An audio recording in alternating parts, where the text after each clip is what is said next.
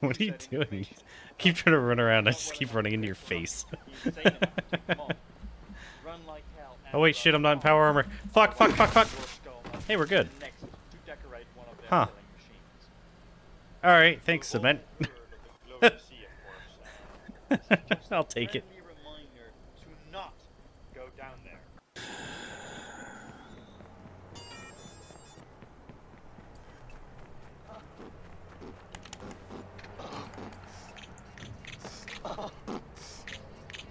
Is two guys stuck in one? Or is this just futuristic clothing? I want the clothing and hair. I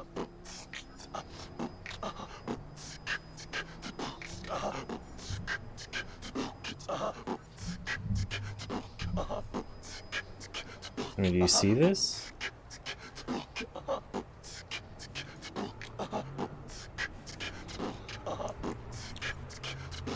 Plus the way he beatboxes is better than anyone I've ever heard.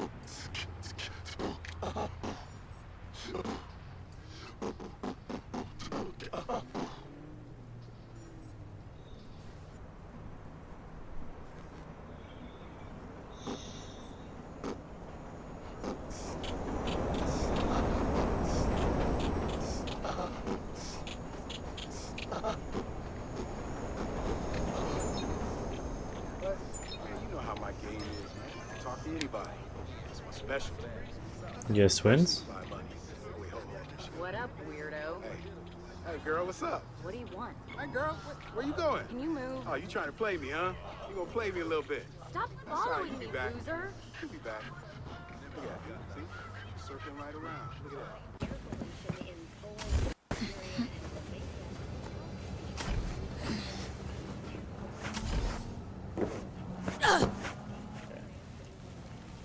I'm thinking of this.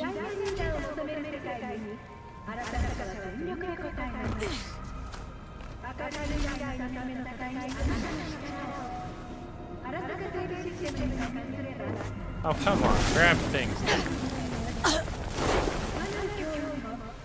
I'm glad fire doesn't really hurt me all that much.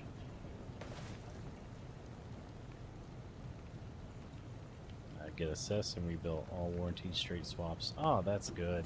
See, that's the thing I've never tried because I haven't had anything super fail on me where it's like, yeah, definitely warranty it. Yeah.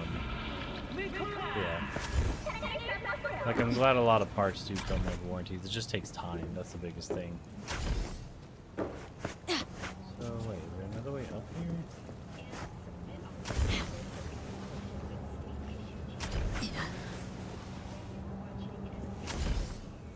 Oh, come on. You can't live there at all. Alright, well then I don't know where this dude's key card is.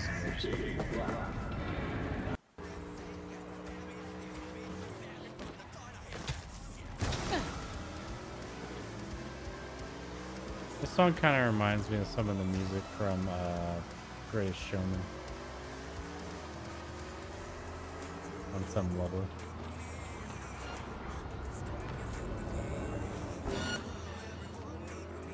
Where's the backup? Oh, they got chips now?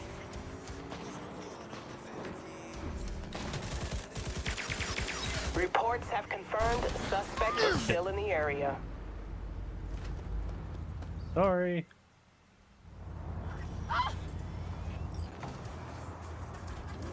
All units in the area. Suspicious activity reported in city center. 10-4 dispatch. We're on.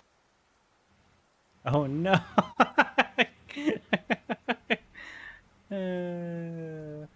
This game.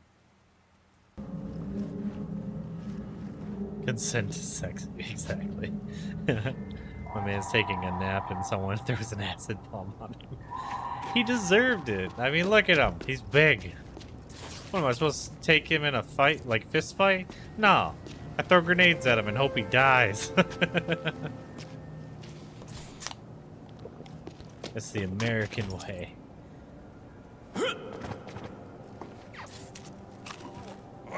I had a feeling you were still alive. Yeah, I don't know why they bounce really well in this place.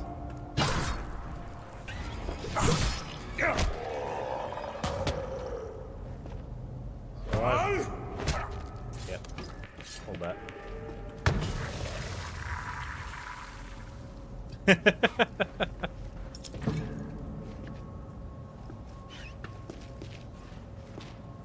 Now he's sleeping.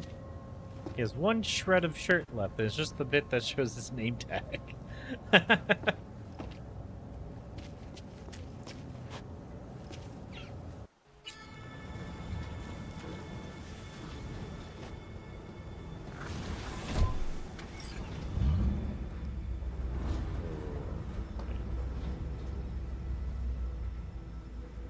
me do that.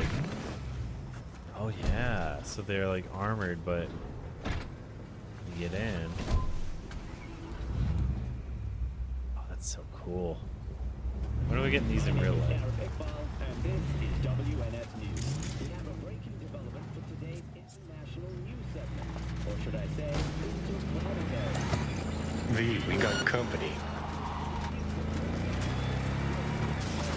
She's armed!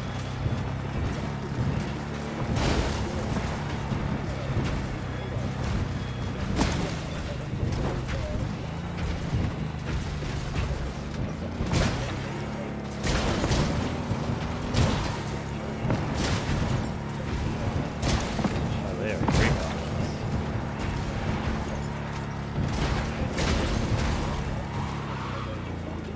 Fire at will! You know what?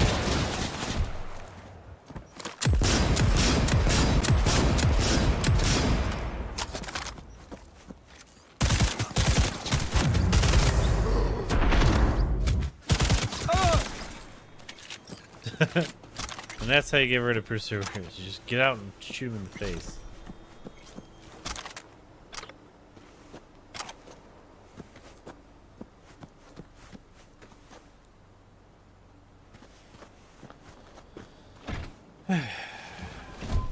Back to us.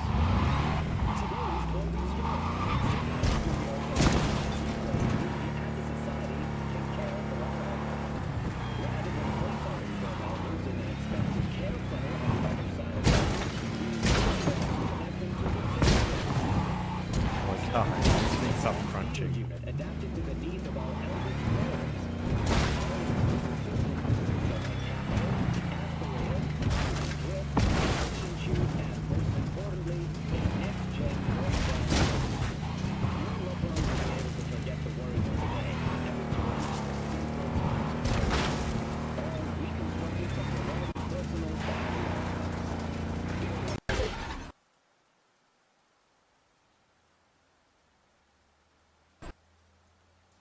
Take that. Stop it. Oh no. Pride. You know what? Good hit. Oh, what's happening? Can't move. Alright, I guess you win. Because physics. I just used. No, it only let me use one. Okay. Damn it! Let it kill me. I just used up pretty much all my meds. Come on! Go fisticuffs, dude. Come on! Let's go! Oh snap! I won! Holy crap, Jonesy! You see that? I won! I punched it to death. What? I mean, okay. Let's push on, I guess. GG. It was a valiant effort, sir. But you have lost the game of fisticuffs.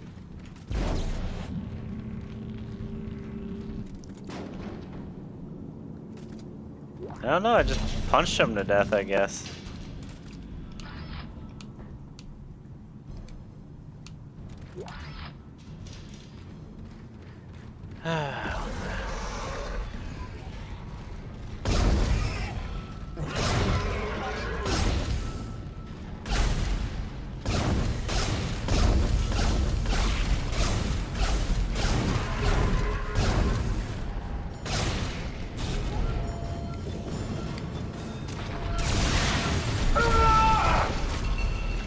on my friggin' nerves.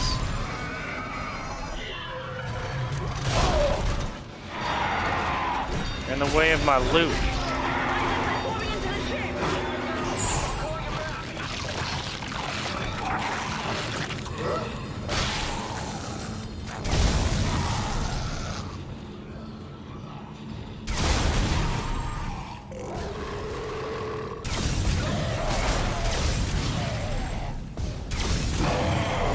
This is my turf. I'm on home turf, baby. You're gonna lose. Huh. So, Militech Ranger guy. Boring me to death. Oh, in the wrong spot. Enemy contact! And- I'm engaging! Shoot to kill! Damn! Opening fire! Luckily they're not cops, so it's all good.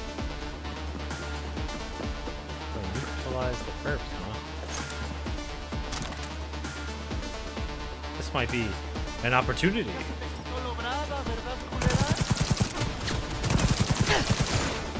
Target wounded!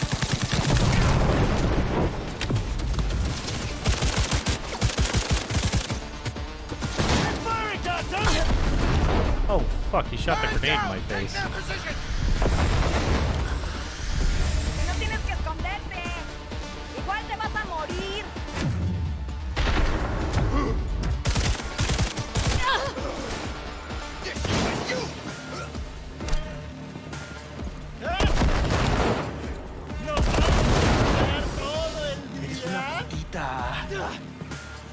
Deja de esconderte como una puta y pelea.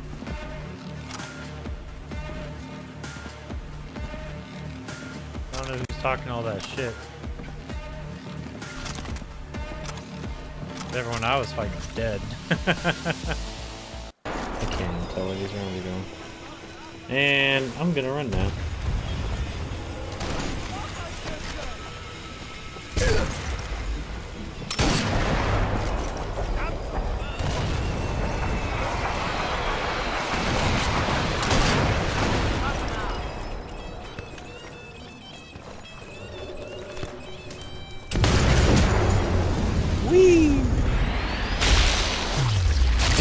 What's the bullet doing?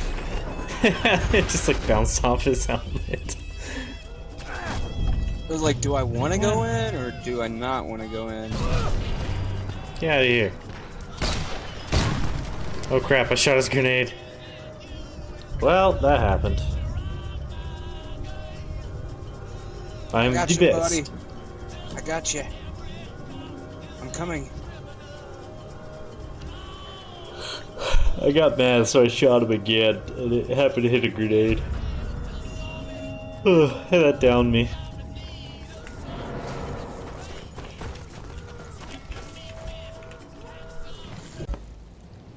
What's up, boys?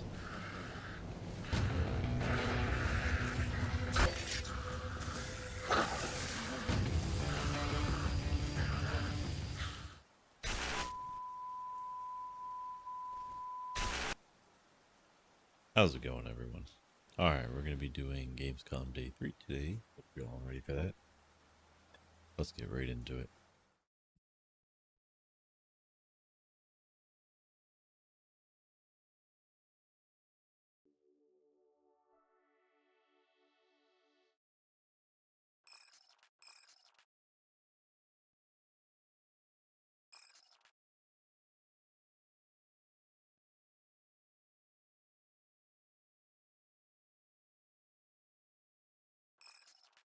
Welcome to the biggest gaming playground in the world, where 500,000 people come together to play, connect, and celebrate across Cologne. 1,500 exhibitors, the biggest names in the gaming industry, bringing countless games for you to explore and dominate. And we're just getting started. Ready to jump into some gameplay? Then get Thought I set was for just having Gamescom a Opening David Night Hart Live, hearing for a featuring second the there. major announcements and brand new game trailers. Less watching, more playing? Then stop by Gamescom's unique indie area, where you're in control of the do most Opening Night creative Live, and unique projects from probably beloved tomorrow or indie something, studios. whenever I can, And if maybe that's late not today. enough, don't miss Gamescom Awesome Indies, our show featuring the hottest new titles from the scene. Or become the hero yourself and step into the Gamescom cosplay contest, bringing cosplayers and fans together from around the globe for an unforgettable community experience. Join live shows, esports tournaments, and creator events at the Gamescom Event Arena. Can't make it to Gamescom in person? Visit our website gamescom.global and experience all program highlights via our content hub, Gamescom Now. While you're there, make your voice count in the Gamescom Award. Vote for the most exciting games, groundbreaking products, and jaw-dropping innovations presented here at Gamescom. Do you remember our incredible friends and gaming experts from IGN? Of course, they're back, hosting full days of Gamescom studio live streams on Twitch and YouTube. Oh, hey, AP, crashing the party. You'll find our all-time favorite RPG Gamescom epics on our website. Join the community and grab your loot. Now moving on to something that is very important to us. Our initiative, Gamescom Cares. We want to shine a light on social and environmental responsibility. In order to reduce emissions, Gamescom runs on 100% renewable energy. Just as important, accessibility is key for us. Gamescom should be a safe, inclusive space for everyone. Speaking of inclusive spaces, the Gamescom City Festival is taking over the city with live music, awesome shows, and all kinds of fun. Did we mention? Entry to the City Festival is free for everyone. Welcome to the playground. Welcome to Gamescom.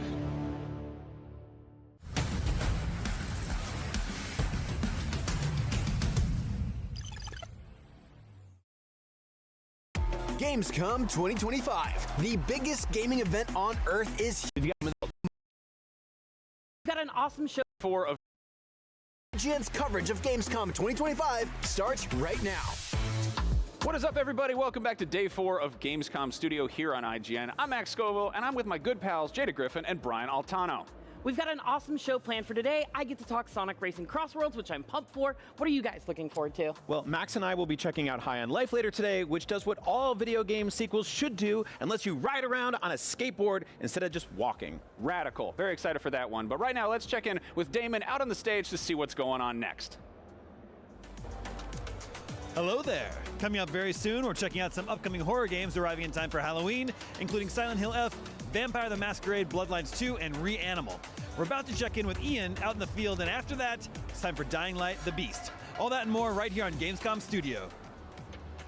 Welcome to Saturday here at Gamescom 2025. We've got loads of treats coming up for you on the show floor, including a chat with the developers of Silent Hill F about their controversial combat system. We'll also be checking out Routine, a sci-fi retro futuristic horror game, and we'll be meeting the developers of Super Meat Boy 3D. There's all that and loads more coming up for you here at Gamescom 2025.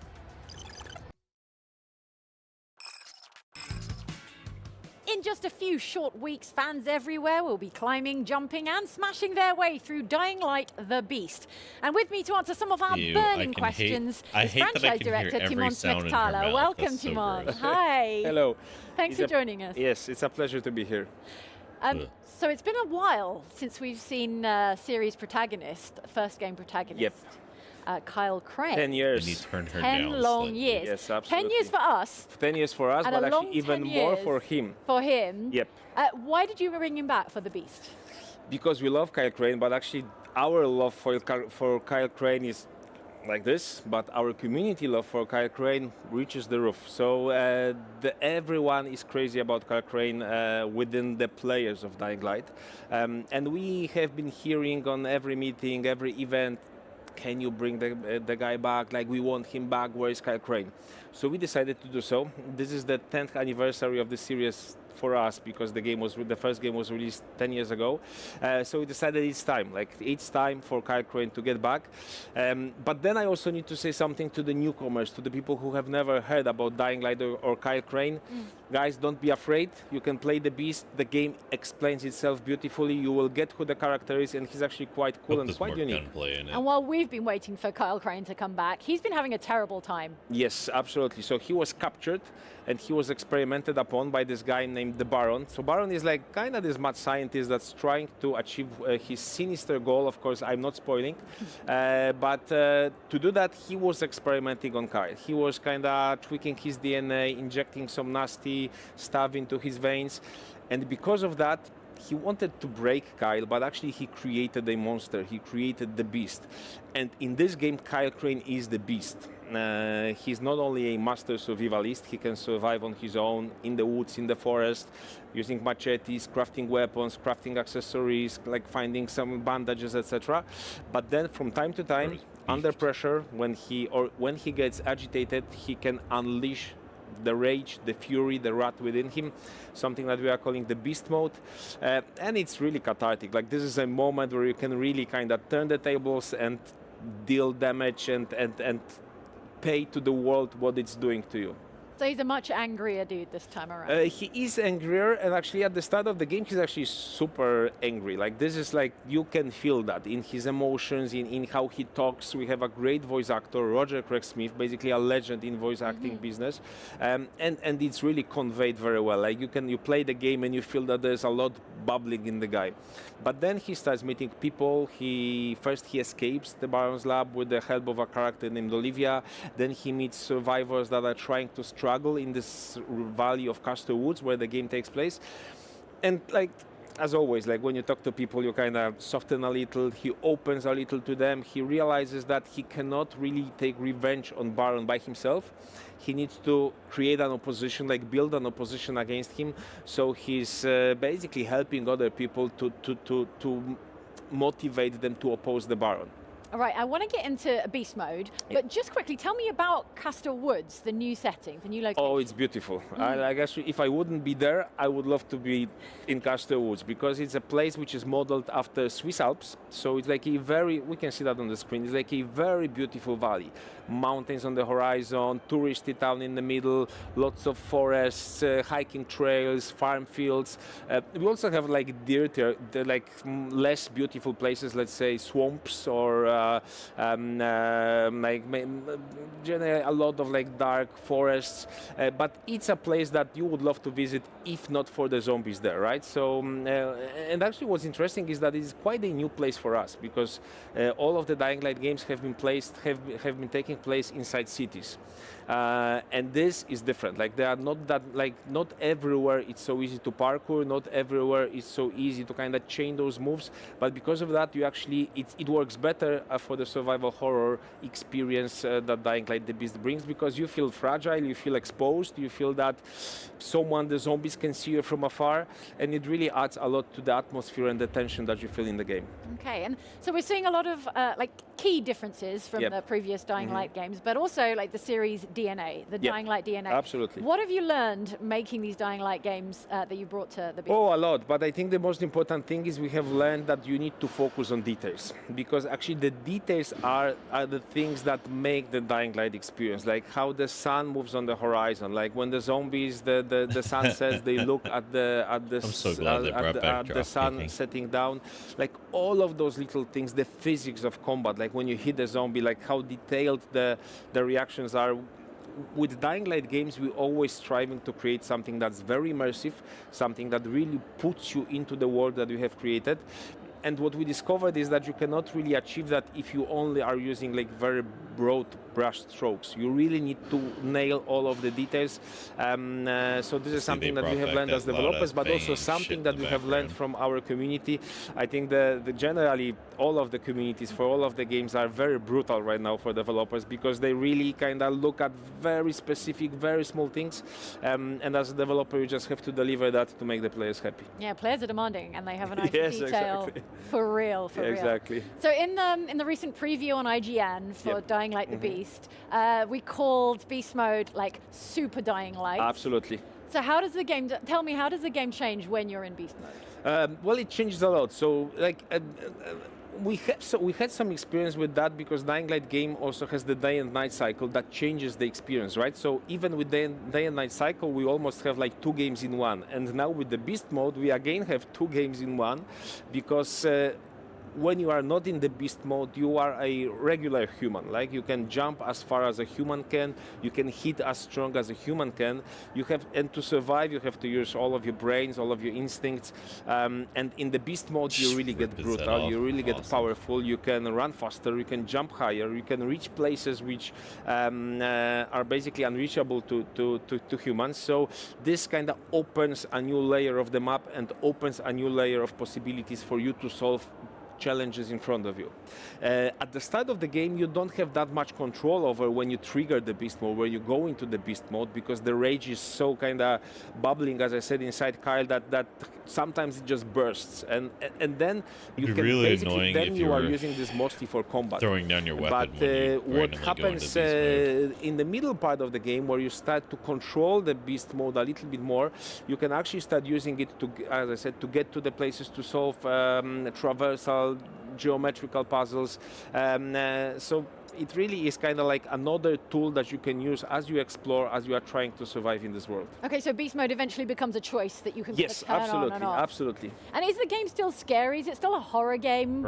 Even when you're a beast? It is, it is, and there's a couple of reasons why that happens. So first of all, we have really we have spent a lot of time trying to get the atmosphere right, get the kind of the feel of the game right, and I think this is the most important thing in a game like this, because to get scared, you need to get drawn into the experience. You really need to feel that you are there. You need to focus on the screen. Probably you dim your lights in your room when you play it, and then when you're there, every jump scare, every emergent moment, then they can really scare you, right? If you play kind of carelessly without paying attention much, then it's hard to scare you. So the first thing that we do is we basically put all of the strings, the music, the visuals, to get you into the screen, and then jump scares, emergent behaviors of our volatiles, the night predators. That's actually very interesting because a lot of volatiles because of how they are coded.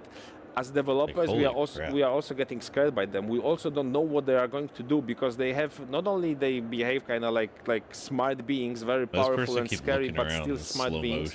But they're actually designed in a way that like, sometimes you think they're doing something, they're going in this direction.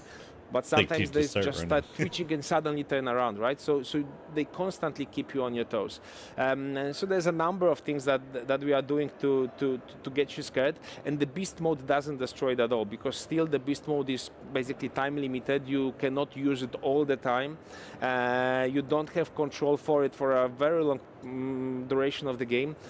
So of course it is a helper, I would say. It is something that can allow you to get through some difficulties, but it's a very scary game, really. Okay, obviously beast mode is major, it's the big deal. Other new things in the game though, I understand you've got a flamethrower, a grenade launcher. Absolutely. So there's a bunch of things that we have kind of added to the Dying Light experience. So there are vehicles, for one. So you don't have to parkour everywhere. Sometimes you can just drive. Of course, we are trying to keep the survival feel of the game, so the vehicle can be destroyed. You need to fuel that. So so it's not, again, like a solution to everything. You mentioned flamethrower. Absolutely. A number of weapons, new weapons. Saw blade launcher that we have just saw. Flamethrower, grenade launcher, a couple of additional things that we have hidden in the game. I generally advise anyone to play the game and really explore it, because when you look behind the corner, if you look like what's hidden here and there, you will find plenty of items, secrets, Easter eggs, and weapons that make the experience more enjoyable. Do you have a personal favorite among the new weapons? I think the flamethrower, really. Like, for some reason, like, okay, maybe it's not the first thing that you do in a zombie game, but still a flamethrower, zombies kind of makes sense, right? So we have added flamethrower now, and it's really like very cool to just hold it. You see a horde of zombies in front of you, you just spray them with fire. I really like that. Classic. Can't wait for classic, that. absolutely. Thank you so much, Timon. Thanks so much. And there you have it. Thanks, Timon, for stopping by. Dying Light the Beast drops September the 19th on PlayStation 5, I'm glad Xbox they picked Series Thermite, and though. PC, and you can wishlist it right now on the official Gamescom Steam event. For more Gamescom 2025, please stick with IGN.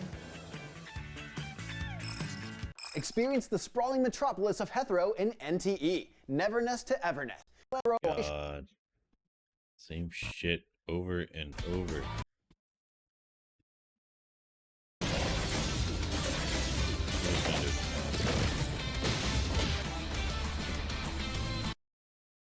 The map markers. So it's got the chipmunk man talking about it.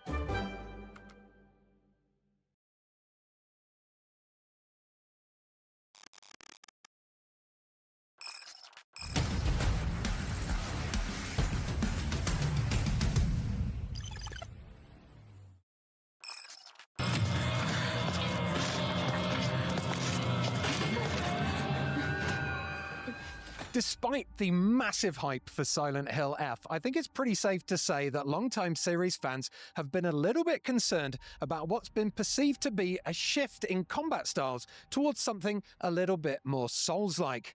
In order to calm those fears, I decided to speak to series producer Okamoto-san and director Al Yang to find out exactly how the combat works.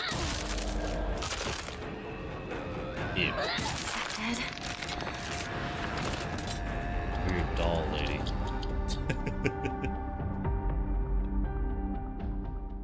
So this is one of the things that we see the term Souls-like being thrown around on the internet quite a bit, and I think it's a label that's a little bit disingenuous right now. So I think a lot of modern players, they'll see like, oh, there's a stamina meter, there's a dodge, and they're like, okay, it's a Souls-like. But to be very honest, a lot of these things we actually pulled from classic Silent Hill titles. So if you look at Silent Hill 4, there's a charge meter in there for your attacks, kind of like our focus meter. And then for even Silent Hill 3, there's a stamina meter. You see it later on, but these things aren't new and exclusive to Souls-like games. They've been part of action horror games for a very, very long time. And for us, we think it's a label that if you have these things, you're labeled as a Souls-like. And we'd like to reiterate that we are an action horror game, but we are not a Souls-like.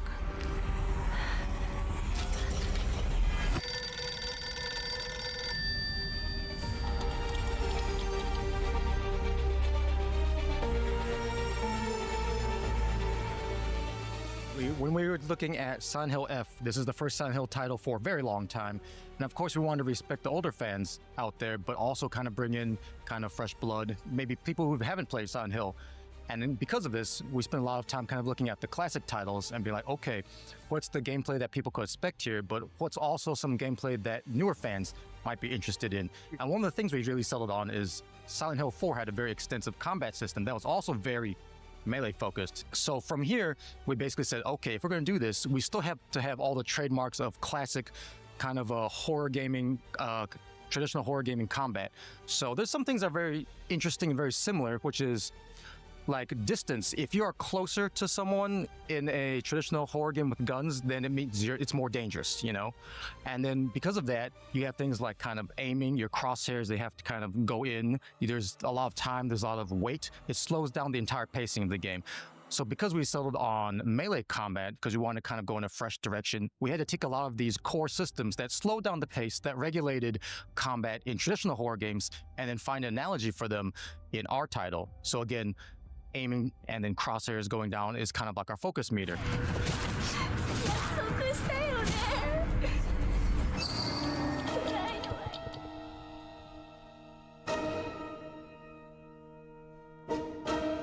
Again, there's precedence for this. If you look back to Silent Hill 3, Heather, again, not the biggest character out there, not full of muscles, kind of deal. So again, we looked to her for a lot of inspiration. And on the combat side, you'll notice we focused on two major things. One is that you don't feel like a superhero. There's a lot of fighting, there's a lot of combat, but it shouldn't feel like you're just one-shotting everything. You're just crazy overpowered. Honestly, it's always a fight for survival. It's tense. You have to pick your fights very carefully because you have limited resources here. And at the same time, we've took a lot of effort in designing her emotions, all the animations. So it's like she's struggling. These are heavy weapons. She's flailing wildly. It's less about skill and more about survival. And I hope the players can kind of see that through the way that she acts and then her emotions.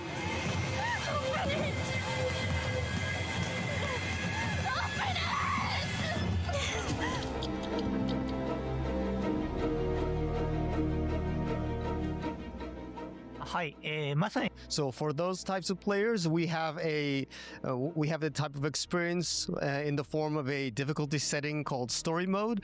So for players who want that type of experience, we would like to recommend the story mode difficulty. Oh, good. So it's not all sweat lord. I would almost play it, but I was never really much of a fan of the Silent Hill games because they honestly bored the shit out of me. So again, for the Sandy system, this is one of the support mechanics for the game. It just felt like and people were as we said throwing before, random we wanted shit at to the put the wall. game in a more A lot of them. action-based focus, but again, we don't want to alienate kind of classic Silent Hill players or players who might not be as familiar with action games. So Sandy system, what it allows you to do is, for instance, there are counters in the game and you have to kind of grab the right timing for it. But by expending this resource, it kind of slows everything down. It slows the pace of the game down so that players are able to easier grasp this thing or execute stronger moves. So a good analogy is in classic traditional range-based horror games, you have to wait for the crosshair to shrink before you get maximum damage. And again, that slows the pacing of the game down. For us, the focus is kind of the same deal with using the Sandy system. It's like, okay, I'm really trying to pay attention to the monster here.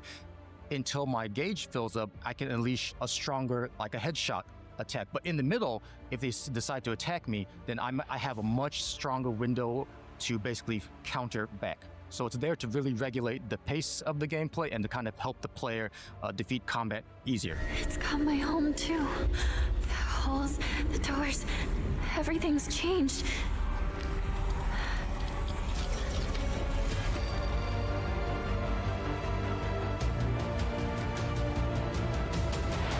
So the types of elements that longtime fans can expect from this game are the types of elements that you would expect from traditional Silent Hill games, like the environment, the graphics, the storytelling. All of those traditional elements, players can expect to find those. And for this game, the core aspect of the game's narrative focuses around the protagonist Hinako and her struggles of trying to fight the societal oppression that women face. So for this game, players can follow her journey and follow along her path towards trying to fight back against such types of suppression. So from there, yes, again, if you try out the story mode, you'll be able to follow her journey very much up close. Because it's the newest game in a very long kind of running series, and it's been a bit of a hiatus.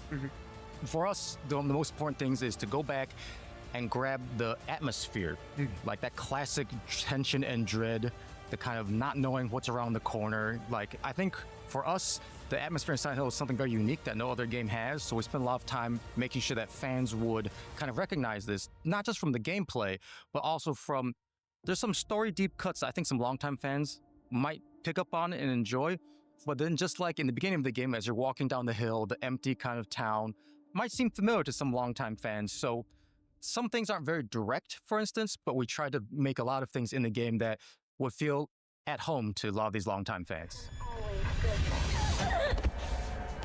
With that in mind, today's a bit too extraordinary.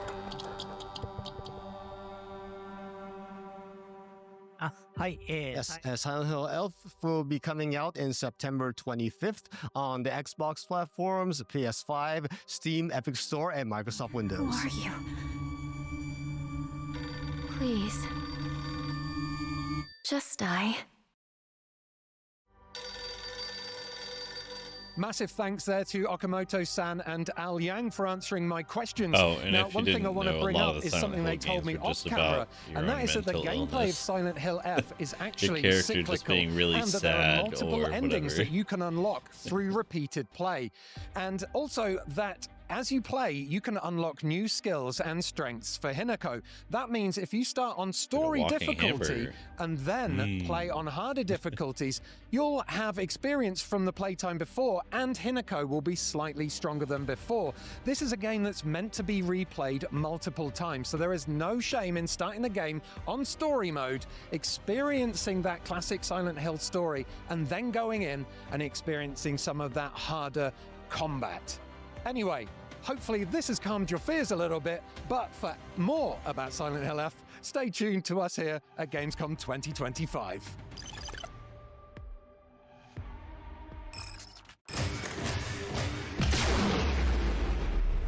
We're here at Gamescom 2025, and at Gamescom 2025, there's been some games that are long overdue, like Hollow Knight Silksong is the prime example, but we've got to see another one that's been coming for a very long time, and that's a sci-fi horror game called Routine. Matt, tell us about Routine. Dale, this is from a studio called Luna Software. They're basically 3 people working out of a room in Manchester. Yeah. And they've been working on this for like a decade. We saw it way back around 2013. It's since gone through, I think, like 2 engine upgrades. It's gone from Unreal 3 to 5. And it is a first-person sci-fi kind of horror game, but it feels unlike any horror game I've played before. It's like real slow burn, kind of like eerie atmosphere, not kind of a jump scare game at all. No, I mean, the trailers make it look like it's perhaps more horror, and it might be like in the full game, it might have way more horror elements. But what we saw was way more of like a style piece. So this game is like full of 80s VHS aesthetic, really. That's what they're going for. Yeah, absolutely. I think Alien Isolation is going to be the thing that I think immediately comes to mind. It uses a lot of that kind of analog VHS, a lot of interfaces that have that old school retro sci-fi kind of appeal to it. Yeah. You can tell that the guy that's kind of the lead on the team is obsessed with like 1980s technology. He wants all of those kind of clicky buttons and sort of clanky interfaces. And you really see that by the fact that like the main tool that you use throughout this game is called the CAT, the Cosmonaut Assistance Tool. And it kind of looks like a gun. It's like a big sort of thing that you have in your hand, but it's got a camera module on it. It basically looks like you're carrying around a Walkman attached to an old 80s camera, attached to various other kind of things. It's weird in the way that like it might be a weapon / tool / hacking device, but it almost works. Do you get what I mean by it's almost like a flight sim in the way that every button on it you manually have to press, you have to manually slide things into it to use it as part of the environment.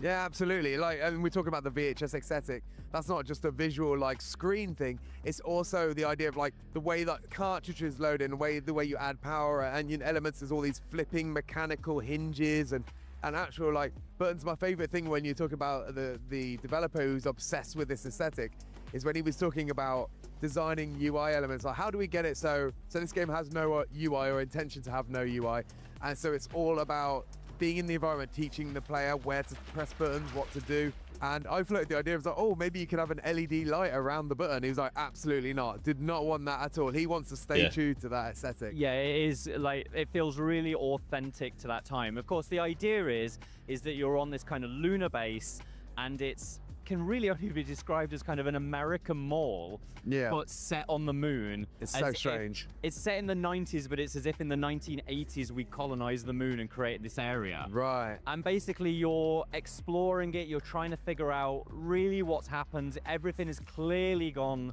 to hell in a handbasket. I'm kind of getting a Soma vibe to it, like you're on your own. And rather than it being a horror game that is about kind of like shooting zombies or outrunning monsters, it's much more about kind of figuring out what happened here. Like, that's not to say that there aren't enemies. There are these kind of robots that are stationed around this kind of shopping center. And you're trying to find your way through to find different items, essentially keys to unlock the next section of the map, while these robots are kind of on patrol. And when I say they're on patrol, most of the time they kind of sit around not doing a lot, but then triggers in the environment, so you'll pass in front of them, and then suddenly they start chasing you. Then it becomes a little bit closer to something like Alien Isolation, or maybe a bit like the Stalker enemies that we've spoken about that are in Resident Evil this year. I'd say the big difference there is though those Stalkers are you can often outrun, and when you've made space you're free. But a Routine seems to have this really clever system that they described to us, which has a bunch of robots that are lined up that aren't active. However, it's almost like Ultron. It's like there's one consistent being active at any time, and if you move into the proximity of the next one will activate. So like just running away isn't going to solve your problem. You're just going to bump into the next one. Yeah, so for example, kind of like I was being chased by one of these robots, and the atmosphere that it does for that is really good. The sound design really makes it feel like it's on your tail. And then when I kind of outran it down a corridor and got into the next room, and in that room was another robot. And so the AI leaps out of the brain of the robot that was chasing me into the one that's now in front of me, and suddenly now I have to kind of work on my feet and get away. Of course, the C80 device is a weapon to some degree. All it does is overload them, temporarily disable them, and use a hell of a lot of battery in the process. That's it, yeah. So there's a lot of kind of like that management of your resources in a way, because it's all the battery power, but sort of management of the space and making sure you're using the station effectively. I think very much like indicates through the way that you can crouch and you can look under things, you can lean around areas. It's very much about analyzing the space before you do anything within it. And interestingly, like we touched on earlier, that they're trying to use UI completely, and what that's resulted in is computer screens that look like 80s computer screens, really, that you hack into and then you control. And then your right stick, I'd assume, if you're playing on controller, controls like the mouse on screen, and then you're actually using a computer monitor as well to get the necessary information you need to get about the environment that you're in. It's very clever. Yeah, so one of the things that I think was interesting about that is there is a sequence where you need to get through a door. And this is very, very classic kind of any video game, right? You need to find the key code to get through the door. For this, you could open up the emails and you could get to the point where a key code displays, but all it did was it showed you the numbers on screen, and you needed to work out what the person before you in this world had typed in. Yeah. The way you did that was that you used a module in the cat that put a UV filter over the camera, so you could see where kind of like the blood stains were on the screen. But obviously, because the UI can move and you can literally move the windows around it, you had to then line up the kind of UI that had got the control panel over where those fingerprints were, and then work out, okay, if this person had got blood on their fingers, where would they have put the blood first, and the blood would have worn off their fingers as they tapped in, and that's how you worked out the order of the code. Tap it in, door opens, robots behind door, terror ensues. I would say the short demo that we had felt, we were under a bit of constraint because we got a short appointment, but I really think this is the game that you're going to want to sink your teeth into. Like, you're really going to want to take your time and explore these environments. There's not hints, there's not waypoints. It's really about exploring the environment and working out where to go next, and really taking your time, which, in a world of the modern like Call of Duty games where everything's about going as fast as possible, it's quite refreshing. It's very hardcore in that way. Yeah. It is a game designed for people to fully immerse themselves in. And I think you're right. Like, we only got to play for about 25 minutes, which I don't think was anywhere near long enough to even really get to grips with how the gun worked. When I say that you manually have to press every switch, you literally, to move it from one module to another, have to press a button to hold the gun in front of you, rotate it, push the button that you want, rotate the gun back, then stare down its kind of camera module or whatever. I think it probably will take about 2 or 3 hours to really get to grips with how all that works, and how even like the UI system that runs all the way through it, because there are these constant computer terminals that you can hack into, because you're a software engineer is part of what your character can do. I think that is going to take a long time to understand, on top of the idea that the objectives simply do not explain themselves to you. Yeah. One thing we haven't really touched on, and probably the last thing we should mention, is I didn't get to actually hear the game. So I was watching you play through the game, but you were playing it with headphones on. And I get the impression that the sound is particularly impactful. Yeah, it's got that real, if you watch the trailers, you'll see how that VHS aesthetic is also represented in the music as well. Yeah. Like these ambient sounds and kind of like underlying kind of melodies. I hesitate to say melodies. It's not that sort of game. It doesn't have drones. Yeah. It's got that real. I'd say Alien Isolation is probably a good point to put it. But then you've also got like the real distinct mechanical sounds of these robots that are kind of stalking you through the facilities when you've woken them up. And they also have this. You'll notice in the trailer they can kind of like reach out and grab you, and they've got this weird kind of like face kind of module that opens up with Five teeth Nights in at it. Freddy's. And when they do that, they kind of make very strange. You can hear like almost like the tape reels inside them getting chewed up and like falling out of place. It's unsettling in a way that I don't see this as a game where you're going to be in action sequences. Probably for not much more than maybe 10% of the entire game. But I think at all points you're going to feel like unnerved, unsettled. In that way, a lot like what Soma was. Yeah. Oh, it's very exciting, and I think we get to play it quite soon as well. Like, it's coming out later this year. Can you believe it? We're getting Silksong and we're getting Routine. They're finally coming out. What's next? Star Citizen? I don't know. Like, we're going to get something else. But anyway, make sure you keep watching IGN's coverage of Gamescom 2025.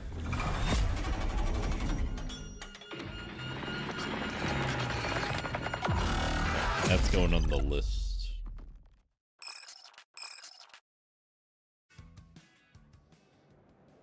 This is Gamescom Studio on IGN. This is the biggest gaming event on the planet. It's bigger every year. Here to tell us a little bit about how it comes together, Stefan Heikhaus, Director of Gamescom and Events for the German Games Industry Association. Welcome. Thank you, Dan. So congrats, another big, successful Gamescom. I've been coming to the show for a long time. We don't have anything on this scope and size back in the US where I'm from. What's your sort of like take on what's new with Gamescom? What's sort of like your take on how it's been evolving over the years? I know in 2019 there were 373,000 people here. Yeah, so Gamescom exists now since 17 years. We are in our 17th years, and it's only Saturday morning, so still 2 days to go. And there will be a couple of 10,000 fans which are just waiting to come inside. And yes, it's Gamescom is not about big movements. It's about looking at trends and turning them into immersive, great experiences. It just sounds like someone's lifting in the background. And therefore, the same way every Gamescom time too. Changed over the course of the 1.5 decades. Corona was a hard hit, but Corona helped us to understand that the key to success for such events like Gamescom lays in the combination of digital and physical experiences. I mean, there was a time around Corona where people thought that everything goes digital. You don't need anything else than digital. Also, big companies thought that the time for physical events is gone.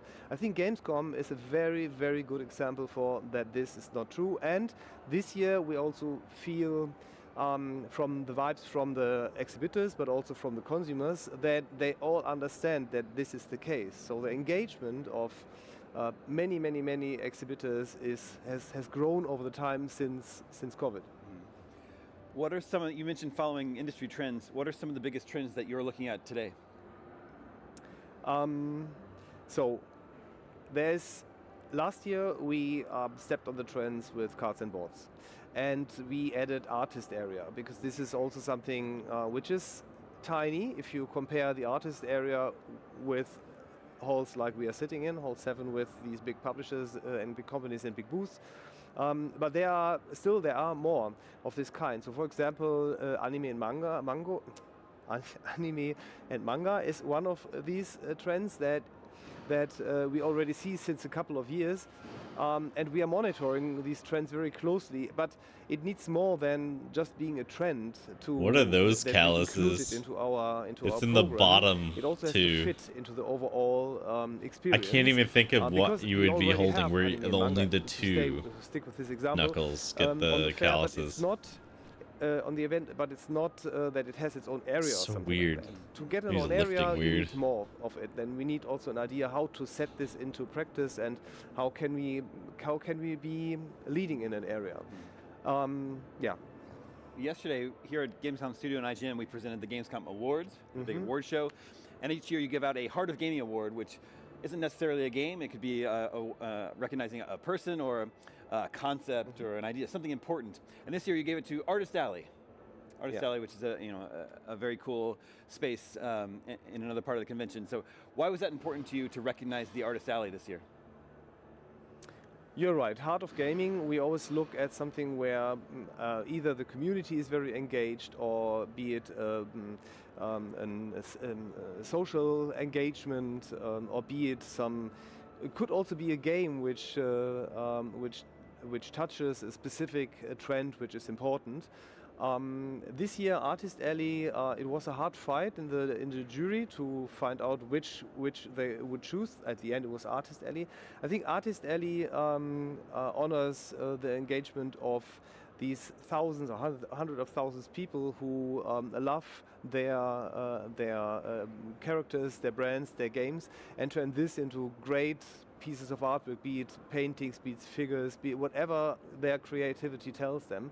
And I think this is more for those who are behind it, the artists themselves. Speaking of the awards, really the game that swept the awards was Resident Evil Requiem, and Capcom walked away with numerous awards. But then also there's a couple other games that I think kind of like stole the show this year. One of them would be Lego Batman, and then one of them would be Hollow Knight Silksong, which we finally got a release date for that. I really don't care about Hollow Knight, and the fact that these people are just beating off to the game. It's like, which is as big and AAA as a game can get. And Sure. then Lego, which is a little bit more, family friendly, and then you have a small game, an independent game like Hollow Knight Silksong, and there's room I'm for glad it everything makes here at people Gamescom. So happy. I'd love to hear Holy your take on crap, that. it's been the same like I 3-4 games. This is Gamescom, They haven't right? shut up about. Is there any better example? Because we very often we talk only about the big booths and the big titles, etc. The important thing is that Gamescom is so much more. It's coming back to your three titles. It's family games, it's surprising titles. Okay, Silksong is not really a surprise. People are waiting since some time, but at the end it was a surprise that suddenly it's there, right? Suddenly we have a release date. And this combined with other areas like the indie area. Indie area for us has also grown massively this year. And I think that, look, I come. You can see. I used if to you look love at me, platforms like that, but I just can't I stand them belong anymore. to the more older generation. Same. Same. So when I started playing, it was all about the first console, or it was about the first computer, and look at how diversive the gaming landscape has become.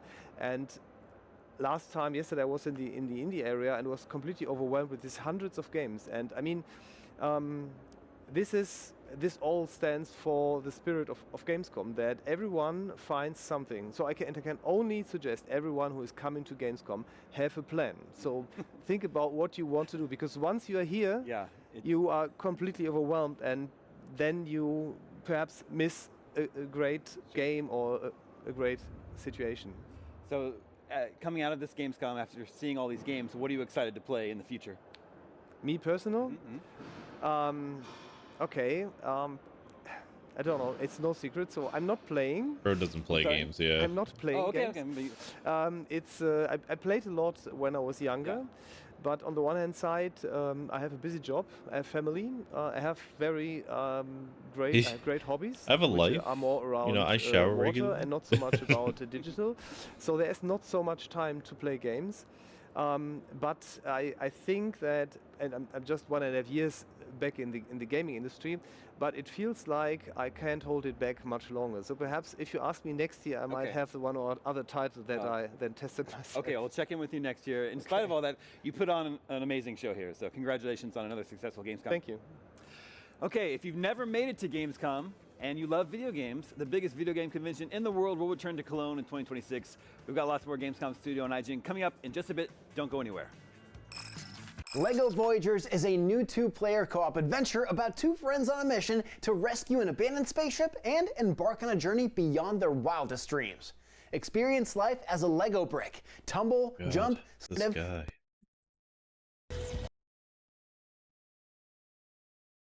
Same ads every time. The poor guy needs someone to look after him and like help him out. Borderlands. Oh wait, this is it. By experts. Just search for IGN when you search for guides.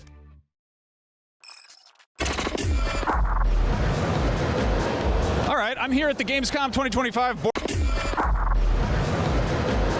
All right, I'm here at the Gamescom 2025 Borderlands 4 booth, and there's a lot to see. Let's go explore. From what we've seen, Borderlands 4 is truly doubling down on what fans loved about the previous games, and from what we're seeing right here, fans are really doubling down on trying to get hands-on with it. There's even a VIP area with super high-end gaming PCs, and I believe the chairs have haptic feedback, but they wouldn't let me into the VIP area. There's so much to discover here at Gamescom 2025, but my feet are starting to hurt. I wish I had a Digi-Runner vehicle like the ones you can use to explore Kairos in Borderlands 4. You can summon your personalized Digi-Runner almost anywhere, and it's got some powerful features like a front-mounted turret to make quick work of enemies, customizable handling via unlockable hover drives, plus eye-catching aesthetics with collectible cosmetics. If you ever get lost on your adventures, you can always count on your loyal drone Echo 4 to give you the best path across Kairos at the press of a button. Echo 4 also lets you upgrade your ammo capacity and change your Vault Hunter's appearance anywhere, anytime. As you travel around Kairos, keep an eye out for points of interest that you can claim for your Crimson Resistance, loosening the Timekeeper's grip on the planet. Once you've wiped out nearby enemies, you can reclaim places like safe houses to expand your fast travel options, or silos with decommissioned Order communications balloons that let you take to the sky, scope out your next target, and help you find those elusive Vault Key fragments. And as always, you won't have to venture into the unknown all by yourself. You can play solo or team up with friends to bring your own flavor of chaos to Kairos. Borderlands 4 supports up to 4-player co-op online on all platforms, or 2-player split-screen couch co-op on PS5 and Xbox Series consoles. If any of your friends are on different platforms, you can rest easy. Crossplay is supported across all platforms, including instanced loot for each player, dynamic level scaling, individual difficulty settings, and the ability to fast travel directly to your co-op squad. You can keep the party together and unleash chaos throughout the whole campaign. You can explore Kairos to your heart's content when Borderlands 4 comes to PC, PlayStation 5, and Xbox Series X and S on September 12th, and Nintendo Switch 2 on October 3rd.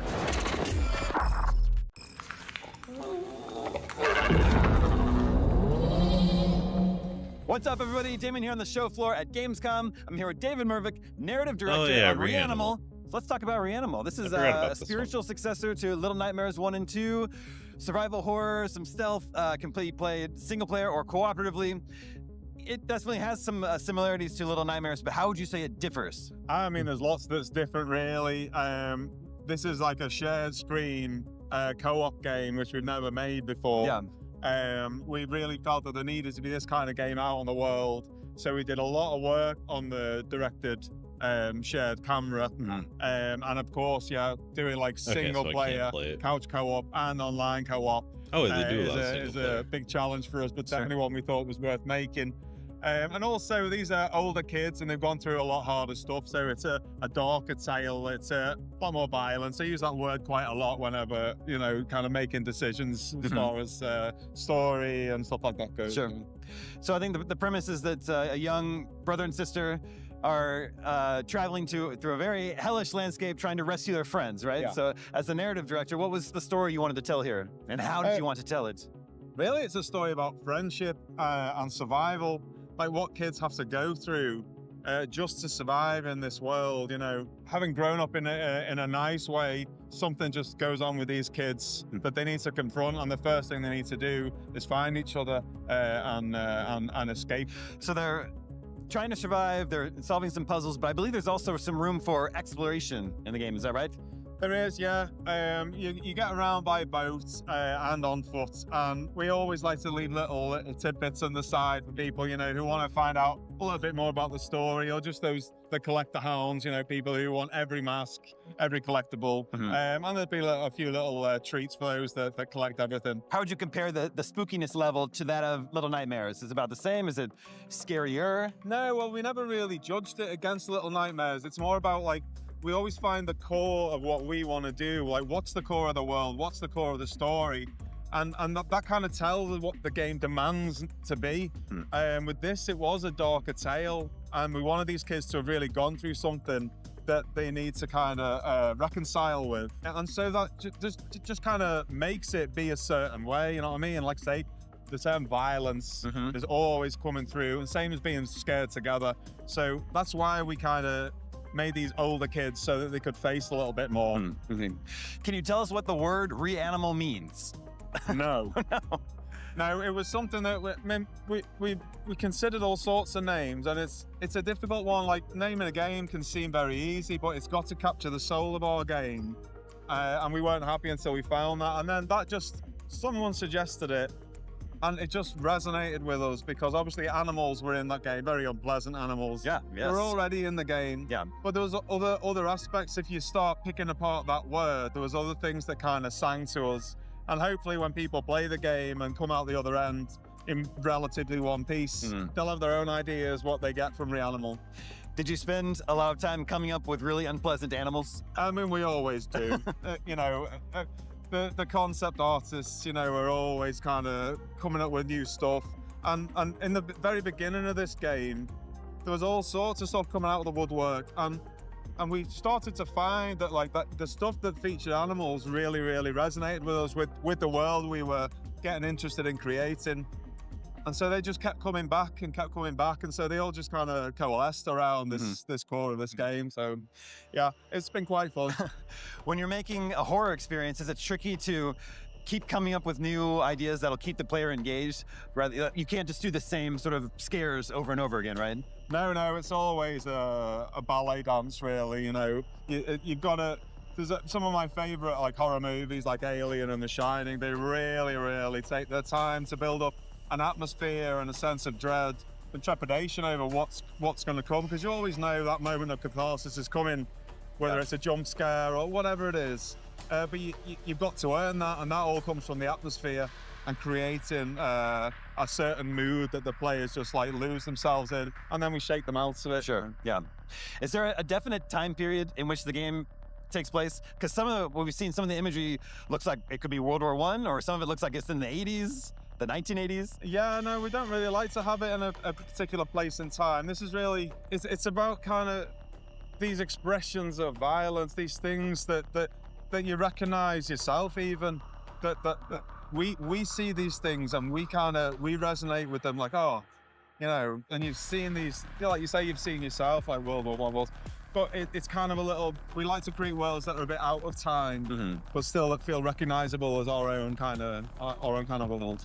And then would you say you were doing the same thing with the sense of a scope and scale? Because sometimes it seems like the children are very like tiny, and then it seems like they're regular human sized. It's just all dreamlike and hard to tell. No, I wouldn't. In this way, it's different. It's very different from our past work, because it's not so much dream-like. This is a very hellish version of where they grow up. Then. So for me, it's sort of like the scale is a lot more realistic. There might be areas where you want the players to feel a little bit small, but it's not like Borrowers-esque, you know what I mean? Sure. This isn't a fantastical world. This is something that's very non-fantastic in that sense, you know. Yeah. You want to really feel the kind of the gritty edge, and with that comes a closer sense of reality. The game looks very cool. I'm excited to play. When will we get to play Reanimal? It's coming out Q1 2026, so not long at all. Awesome. David, thank you so much. Thank you. Stay tuned. More to come from Gamescom here on IGN. Vampire the Masquerade Bloodlines 2, sequel to the cult hit from 2004, is nearly upon us. It's going to let us live out our vampire fantasies. And here on the stage, joining me is narrative director Ian Thomas and White Wolf brand manager Jason Cole. Thanks for joining me. Thanks very much for having us, James. Good to see you again. And good to see you. Ian, the game it's nearly here. How are you feeling? Genuinely feeling busy. I mean, we are constantly working. Everything has been locked, but that means that there are so many little things still to polish in terms of content, and some little surprises we're putting in. But it is great because it's been such a long time for the team to see this thing actually out there in front of people and see the reactions. And I was saying to you only slightly earlier, but I'm genuinely pleased and surprised by the reactions we're getting. It's it's lovely. It almost doesn't feel real. I've been waiting for this game for quite a long time. Oh, have you? I have indeed. I dare say some of us has been waiting a little longer, but we're just as pleased as you are that it's nearly here. All right. It's releasing October 21st. October, of course, the month of darkness, very appropriate for Vampire the Masquerade. Right there in Spooktober, everybody. All right, now, for those who haven't been following, this is an action-forward, shall we say, RPG, set in Seattle, and you play a vampire, but it turns out not just one vampire, actually. So speak on that. So I think it's been known for quite a while that you will be playing an elder vampire as the protagonist, and that vampire has a character, has a background, but it's not very well defined. You as a player get to choose a lot of the aspects of the character, and you get to choose very much how you role play and how you present that legend to the other kindred in Seattle. And that's Fire. That's our kind of main protagonist.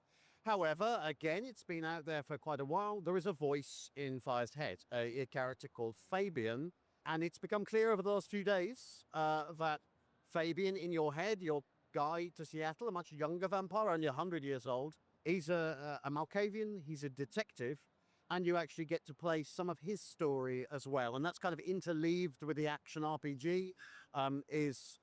Fabian is not an action guy.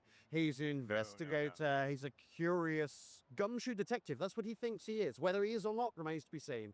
So we mix those two stories together, and they all build to make a much bigger story. And it's been a juggling act of jigsaw pieces to make it all work. Could you put a proportion on how much you're playing as Fabian and how much you're playing as Fire? Not in hours very easily, but what I will say is most vampires do not dream. We have Fire's story over several nights in Seattle, and after each night, of course, she or he goes to a haven, lies down, and goes to sleep. And at that point, a dream happens, and Fabian's story kicks in, or Fabian's memory kicks in. So we've interleaved it pretty much equally in story between time with Fire, time seeing what happened to Fabian maybe 9 or 10 days ago, or maybe even older than that. So the two it's a balancing act, and the whole thing builds together, like I said, to make a much bigger story. Okay, back to Fire. Now, in the world of darkness, elder vampires can do some pretty wild stuff. How does that translate to the disciplines, the abilities you're going to have? Translates very well. Vampire the Masquerade, of course, has kindred clans. There are many of them. We all have our personal favorites, and each clan has an affinity for a certain set of disciplines and the powers inside those disciplines. The Vendru, my personal favorite, for example, are masters of dominate, power to control minds, possess others. Bruja, potence, celerity, very fast, very strong. In the game, the same is true. You will choose your clan, and you will have an affinity for a set of powers, and those discipline powers are available to you. Now, Fire is an elder kindred. Fire has been around for centuries. When Fire awakes, they're maybe not feeling at peak condition, but even a weak elder is still an elder vampire. They outclass a mortal considerably. So, as part of Fire's journey, you'll choose Fire's clan, get your discipline powers, and then you can start to decide how to customize your approach to powers in the game by focusing on those powers you start with, or learning others from other vampire clans that you meet as part of the play. All right. I was curious. You've tagged the clans with like mastery ratings. Like, yes. What does that mean?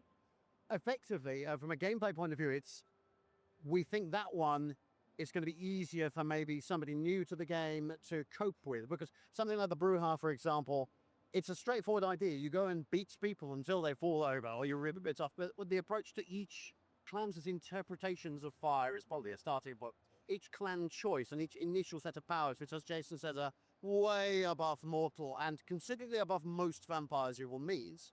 Each of them has a different approach and a different tactical approach in terms of combat, because they're all about Fire is all about destroying people, about effort, getting their way through them. But that doesn't necessarily mean they punch everybody to death. So if you go Bruja, it is. But if you go Ventru, you puppet others to do that for you, you say.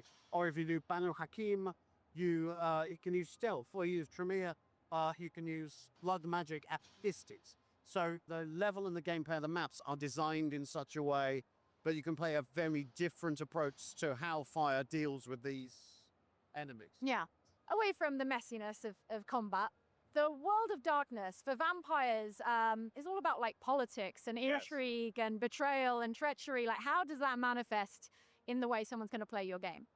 So we have a political situation. I barely remember the OG dropping an games. elder, a powerful playing piece, into the middle of what's already a boiling pot, to mix my metaphors.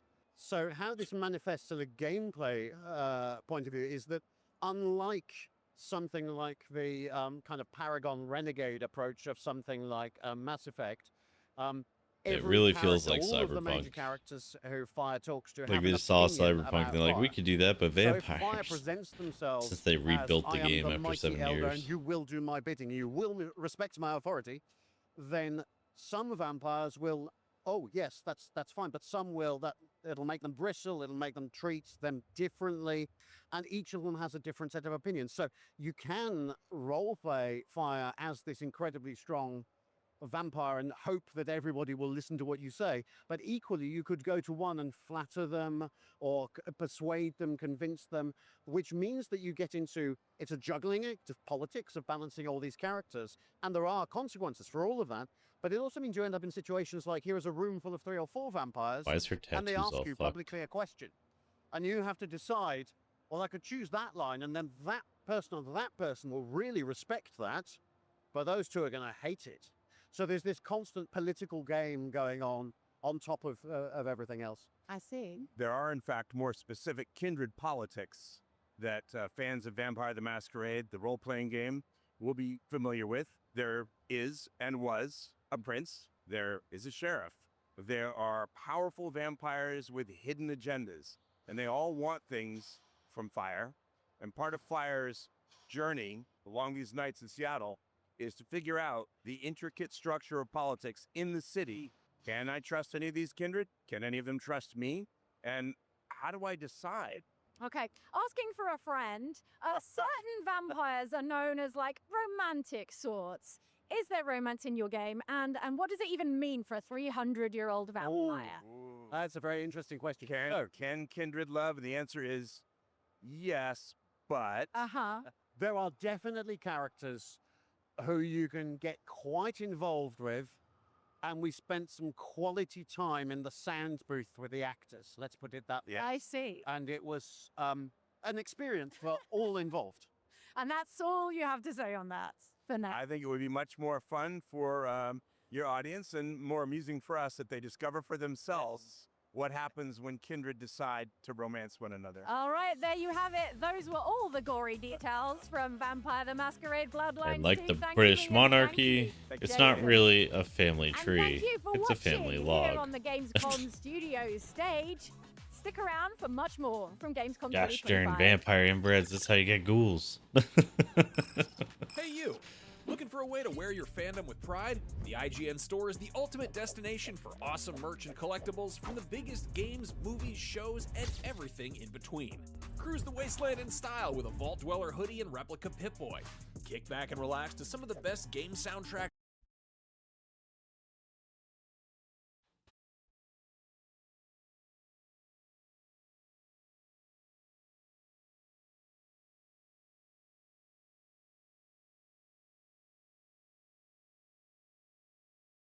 First person. One on engage. Running I and jumping. didn't even hold it that long. How did we get this far ahead? There we go. What's up, everybody? This is Gamescom Studio on IGN. Coming up very soon, we've got High on Life 2, which has talking guns, Super Meat Boy 3D, which has running and jumping meat, and Sonic Racing Crossworlds, which has talking animals and go-karts. But right now, it's time to boldly go out to the show floor for a look at Star Trek Infection VR. Engage. Infection. Ooh.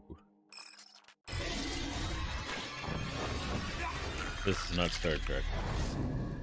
One of the most exciting announcements at this year's opening night live was Valor Mortis, a first-person Souls-like game from One More Level. And I'm here to talk to the game's director, Radoslav, all about the game. Now, what is a first-person Souls-like? Well, so it's basically our new approach to this genre because, you know, we are creators of Ghost Runner.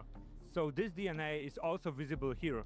You have, on the one hand, you have gameplay mechanics that are kind of familiar for the Souls-like genre, like stamina-based combat system, like Just cut off his upper checkpoint skull. system, Awesome. and of course interconnected levels. There are some Metroidvania elements in our games. You're unlocking new abilities. like, let me you'll help be you out. Here's visiting some fire. Locations and unlocking some new paths, new secrets. And on top of that, you have this DNA of Ghost Runner, the pure action, excitement, and we think that we are pushing Much as I don't like genre Souls game, forward a this little looks bit, fun. because what kills genre is the stagnation. I think We it's would the like first to person push that changes forward it for a me, little where bit. I'm like, Yes, I know there I are can do far better. too many third-person Souls-likes, and seeing the Souls-like formula injected into a first-person game is very refreshing, but I do wonder how stuff like the dodging mechanics work. For instance, in Dark Souls, you have rolls with iframes and stuff. How does dodging work in first person? I presume there's no rolls, because that would get very confusing. That's true, that's true. There are no rolls, but we have iframes for the fans of Dark Souls and other games, other Souls-likes. I mean, it's the mechanic that is very crucial. I mean, when you are dodging, we are indicating it to the players with this kind of on-screen effects and the sound cue. So you know when these iframes are clicking exactly.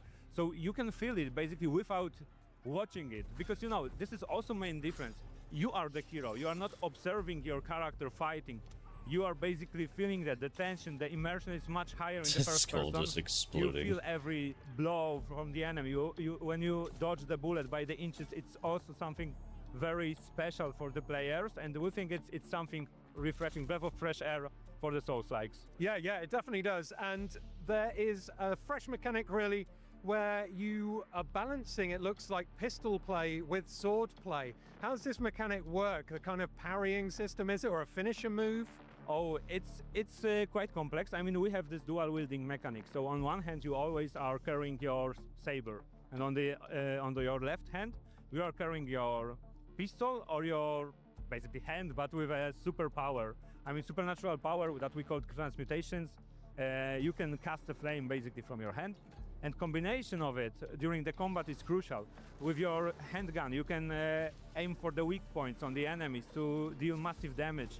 And some enemies got them on different spots, and also combining with parry system with your saber. This is the key to success in our combat. Are there different kinds of classes in this game, or do you just play as this one class with the saber and the pistol and the flames? Basically, you play as a soldier. This is the soldier class, but we are not a regular soldier. I mean, there is, in our world of the game, there is this corruption that is consuming the world. We call it neptoglobin. It's this living essence that is corrupting everything it touches, and also it has some influence on us. We are not turned into the mutant or abomination, but we are gathering some supernatural powers, and thanks to that, we are very capable soldier.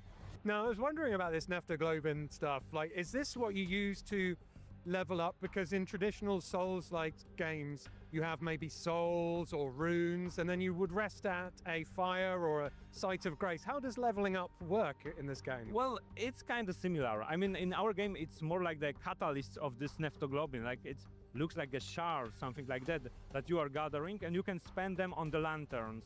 Lanterns are our checkpoints, so it's kind of regular, typical for the genre leveling system. But of course, there is a little bit more. We have a skill tree where you have so you can choose which kind of playstyle you prefer to enhance.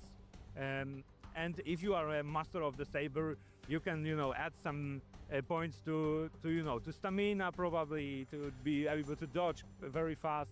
So yeah, so it depends. It's not like we are forcing the player to play a certain play style, but yeah, so player can choose whether they like. Cool. Now, there is a lot of body horror going on in the trailer, a lot of gore. I'm guessing this game isn't for the faint of heart. There is going to be, it's going to be a mature rated game. Even the trailer itself started off with someone getting their head blown off. Like, this is not shying away from violence or gore at all, is it? No, it's quite gory, to be honest. Yeah, there is a lot of blood. I mean, the theme of war and the horrors of war that is quite strong in our game, it's not a beautiful theme, right? There is this cruelty on that, there is this nightmare, there is this burden of being a witness of war events, and it doesn't look pretty. I mean, it looks pretty on the way, but on the other way, So are these mutations kind of like a metaphor about war, or? It is a little bit metaphoric. I mean, you see this physical horror, like these abominations, but on the other hand, the theme of war and being this small cog in the war machinery, this is also the other thing, this psychological aspect of war, that there are no true winners in war. That's our message. I mean, everyone loses something. Either it's their lives or maybe their humanity. Right. Now, you did mention a little bit about a Metroidvania-style level design earlier on.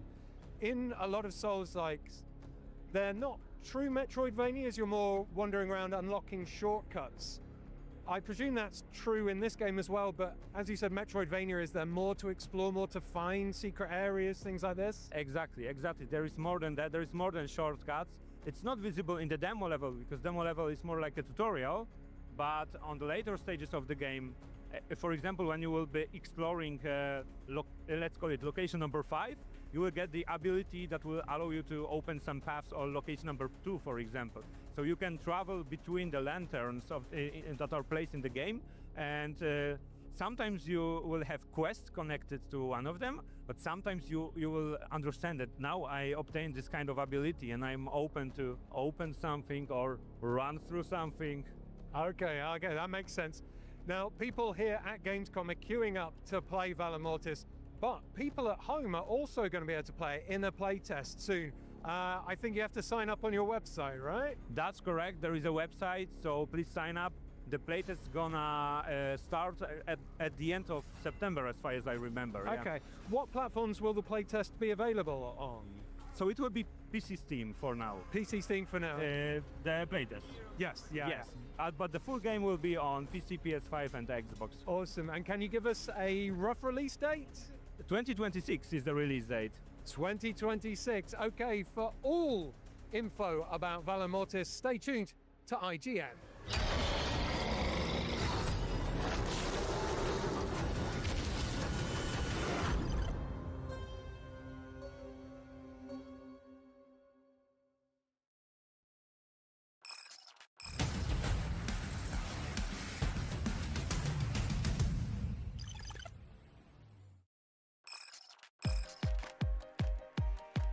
Why'd they even show that?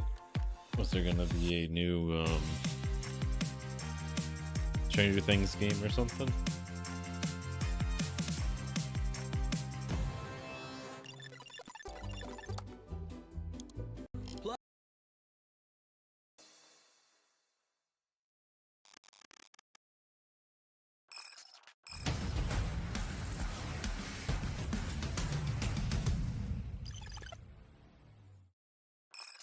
We're here at Gamescom Studio. I'm with Mikey and Maddie from Squanch Games. You just showed off High on Life 2 gameplay. People are excited about this game. This looks wild. The first game was pretty bonkers. I'm gonna cut right to the chase. You dropped a 42-minute gameplay clip that culminates with the character that you're trying to assassinate, or a bounty hunter, whatever. This guy goes inside your suit, hacks into the mainframe, and reboots it, and suddenly you're not playing High on Life 2, you are playing the unlicensed Nintendo Entertainment System game, Bible Adventures, which is in fact a real video game, and you put that real video game in your video game. How did you get the rights to that? Can you play the whole thing? And what? Yeah, what?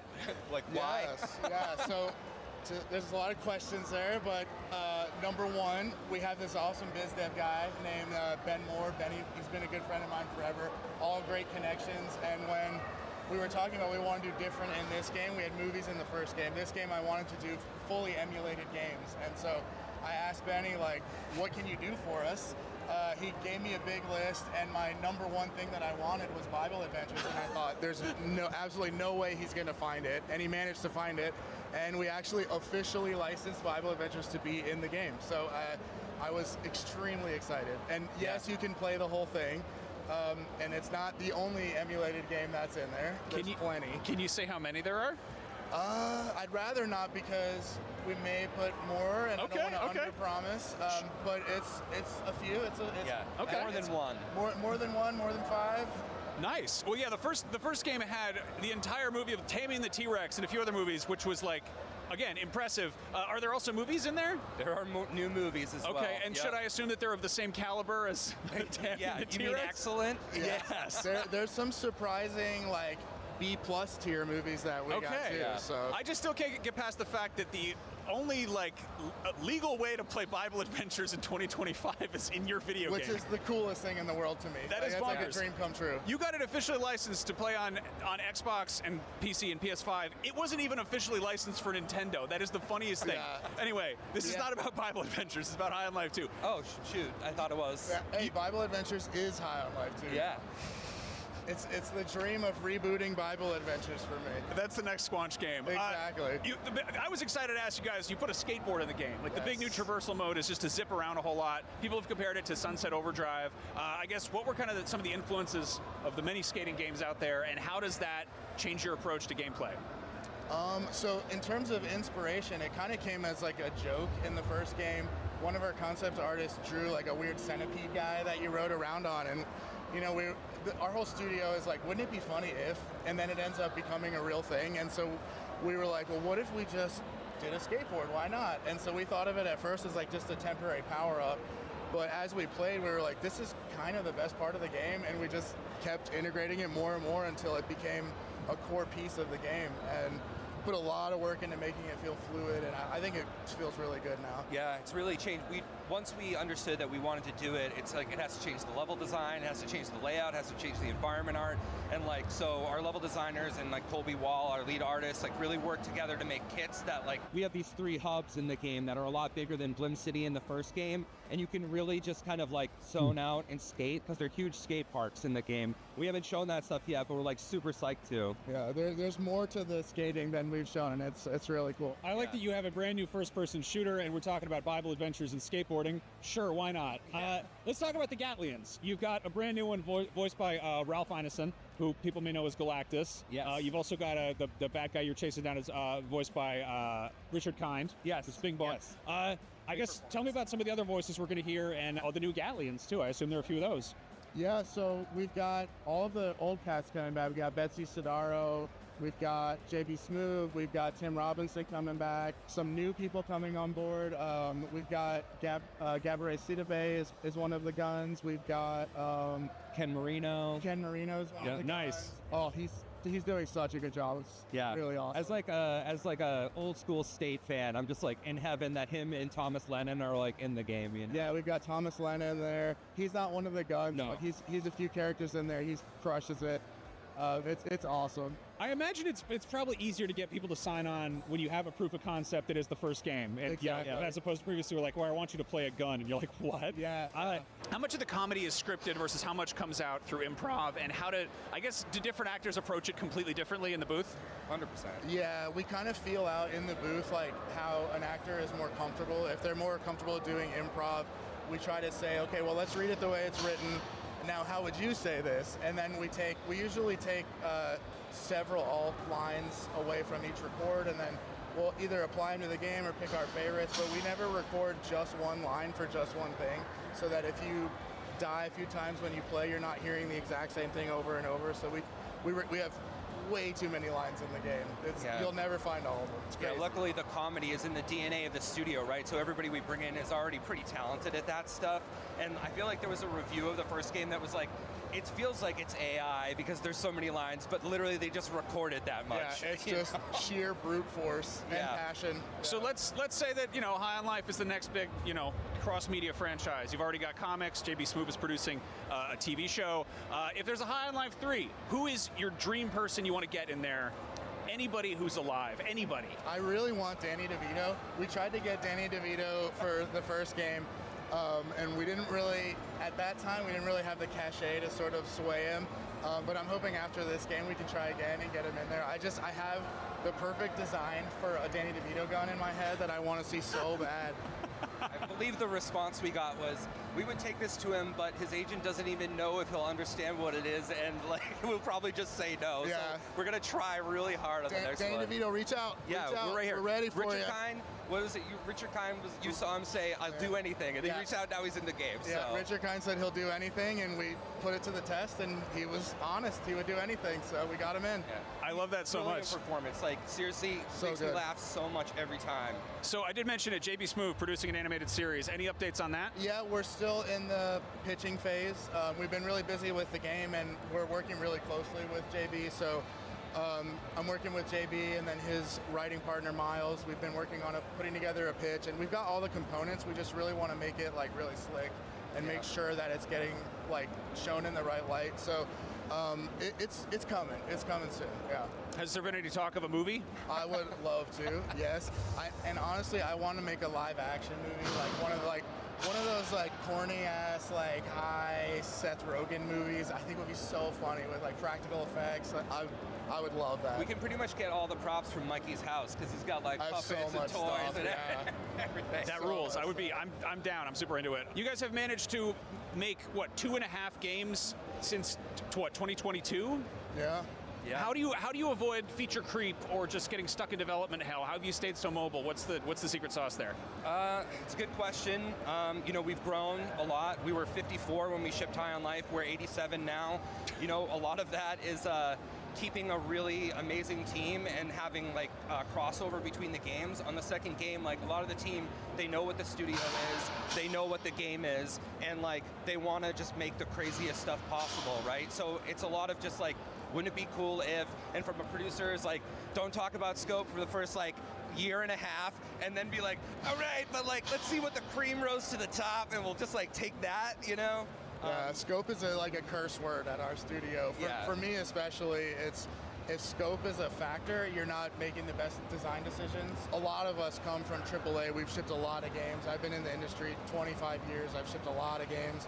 So if I'm asking for something, I usually know it's possible. And so trying to convey that tends to be the challenge, but it's never that things are over scoped really. It's more just like, how do I present it to the team in a way where they can get behind it and put work into it? Because the real secret is just the passion of the team. Like they want to make the game, they want to make the fun stuff, and a lot of times I'll say something and I'm like, this actually might be too scopey, and then they blow it away with that. They're like, give me a second, and then they come back with something way better than I asked for. A lot of us come from DIY communities, right? And it's like, you like DIY or die. And Mikey also, like, I should know, like, as from a production standpoint, like, had his own company too, right? So like, he knows what it's like we all know what it's like to be an independent company, and we care a lot about, doing this for a long time, right? So we have to be responsible with what we do, and like, yeah, we can be thrifty and still make cool stuff. If anything, sometimes the jank is like even funnier, It's really cool to see. I mean, you get these, these rules like kill your darlings,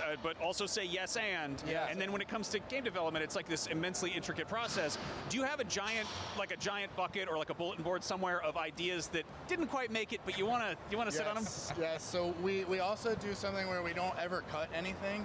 We just save it. We say we're just pushing this till later, and we don't ever officially cut. And then when we start a new project or we start something else, we go, what about this idea we had? This was really cool. And so some of the ideas in this game were ideas we just didn't get to in the first game that we were really passionate about. And typically it starts with that idea and becomes something totally different, but we're saving everything because we have a lot of really fun people at the studio. And this is like maybe inside baseball, but like from a production standpoint, every producer will probably think I'm crazy, but like also there are different times at development that different people are busy, right? And there's stuff that's risky and there's stuff that's not. So if we hold on to it, there may be a time that's something we really care about we can do later, maybe a little riskier, but like also like, if it's a great joke, we have to do it, I don't want to ask you to spoil stuff, but are there any features you want to specifically call out in High on Life 2 aside from Bible adventures and skateboarding? And one thing I want to say, like, as wild as the demo is, this is pretty early in the game, and the game gets way weirder. Like, as you play, it gets way weirder. There's a lot of unexpected stuff in there that I think people are going to be very surprised about. In terms of features, I feel like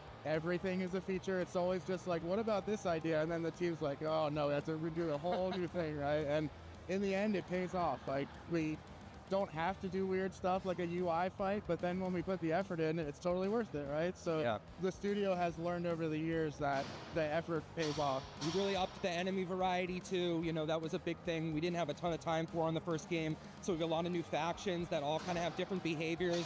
We have obviously a lot more guns that we showed in the announced trailer. The combinatorics of that are going to be really interesting. And then I feel like the team has really leveled up the like puzzles and sort of side content, which is like such a great opportunity for the humor in our games. So there's going to be a lot of that kind of peppered throughout the hubs. Yeah. In terms of, I guess, playtime, is it about comparable size to the first game?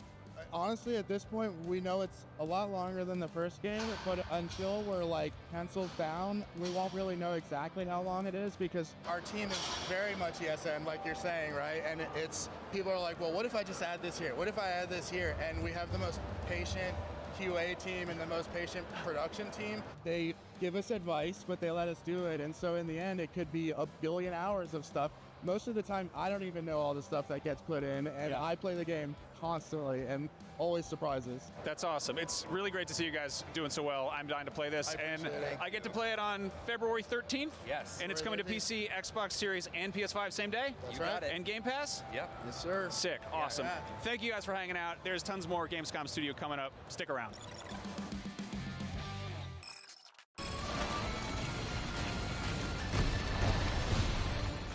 What's up, everybody? Damon here at Gamescom. We're at the Super Meat Boy 3D booth. Super Meat Boy is going 3D. I reviewed the original game for IGN a million years ago. I loved it. I'm here with Dominic Glassman, who is the art director on the game. You may recognize his voice as well from the trailer also. So yeah, I did that, yeah. Okay, so Super Meat Boy 3D, if you're a fan of the original game, if you know the original game, is this going to feel familiar just in three-dimensional and stuff? Definitely, yeah. We really tried to get the feeling right? We worked together with Tommy, who programmed the original game, because it was really important to get the Meat Boy feeling in there, right? Even if it's 3D, so basically the character will feel kind of similar, right? And many people already told us that it works, so that's really great to hear that they really feel like it's a Meat Boy game, right? And that's great because we want to have the spirit of Meat Boy in there. Okay. The original game had a lot of levels, 2D games, a lot of levels. Are they going to find a lot of levels here too? They're sort of on the shorter side? There won't be as much as in Meat Boy 1 because, I mean, it's 3D, right? Right. Creating levels is a lot of work. Yeah. But we are close, I think, so it's got a lot of content. So around 50 levels per world, and Dark World, of course. So it's a lot. I think if you really want to complete everything, you will take some time, yeah. There are boss fights in there too, right? Yeah, there are boss fights also, yeah. Tell us about the fixed camera. Yeah. What was that thing you might have? Was just one less thing for the player to think about? Exactly. I mean, it was the result of a lot of experimentation because we started with the prototype and started different setups, different camera setups, different movement options. And in the end, we thought, okay, it would be nice if the player doesn't also have to control the camera, right? Because it's pretty difficult. Yeah. The game is fast, the game is difficult, and if you also have to control the camera, it gets a bit tricky probably, yeah. Do you think players are going to die a lot in this game? Yeah, definitely. They will die a lot. 3D We also die a lot. I mean, we play the game a lot, and I think the last Dark World level we created, we died about 100 times or something. Oh, wow. Okay. So it will be pretty difficult in the end, yeah. 3D platformers can feel pretty different from 2D platformers. They can be slower, a little bit less precise, but the original game, was a very fast-paced, precise game. So how have you sort of tried to adjust the controls for that? I mean, we had to reduce the speed a bit, right? Because Super Meat Boy is really fast, right? That's also why the camera is spanned out that much, right? So it's fast, but we had to make it a bit slower to still work in a way, right? Because we want to keep the precision, and for that we had to change the tempo a bit. But it's still a lot faster than the usual 3D platformer, yeah. Have you added any new movement options or new abilities for Meat Boy? Yeah, I mean, we have an air dash now, right? Okay. It was in Super Meat Boy Forever, but not in the first game. And it really helps to kind of help you navigate the 3D space, right? Because you have a horizontal option to reach walls and stuff like that, yeah. Would you ever consider a VR version of Super Meat Boy 3D? Because there are some good platformers that have worked in VR, like Astrobot. Yeah, I mean, it's interesting. We are a bit afraid of motion sickness, right? Oh, yeah. I mean, first-person mode would be pretty interesting. But yeah, generally, I think it could work, but we currently aren't working on something like that. I mean, it could be something that we look into after release, right? Yeah. I noticed from what we've seen so far, Meat Boy's face gets more and more disfigured the more you die.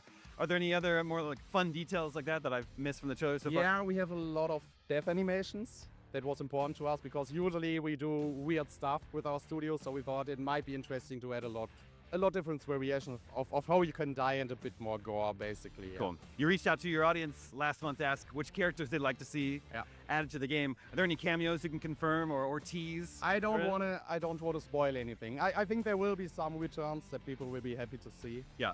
But yeah, I can't spoil any characters. So, but there will be some. Okay. Yeah. All right, well, I love the original. I'm excited for it. When are we going to get to play Super Meat Boy 3D? It will release next year, so we don't have a date yet, but early next year. Early next year, okay. Yeah. Awesome. Dominic, thank you so much. Yeah, thanks. Stay tuned for more right here on IGN from Gamescom. The average Cinefix movie list features nearly 100 different films and approximately 25 minutes worth of wall-to-wall deep dive analysis. To simulate that pace for this 30-second ad, we're featuring 26 different films. And before you say it, no, that math does not check out. We're not math people, we're movie people. We can't even count down from 10 without ending up at, like, 96. Subscribe to IGN Movies and TV for more Cinefix movie lists. Bad at math, great at movies. Can't find that final collectible you're missing? IGN strategy guides and interactive maps are here to help. One step at a time. IGN guides are trusted by millions, easy to use, and best of all, free. IGN has the very best, most complete and accurate guides for Shadow of the Erdtree, Baldur's Gate 3, Tears of the Kingdom, and so much more. See? It's good, right? Every guide is tested and verified for you by experts. Just search for IGN when you search for guides.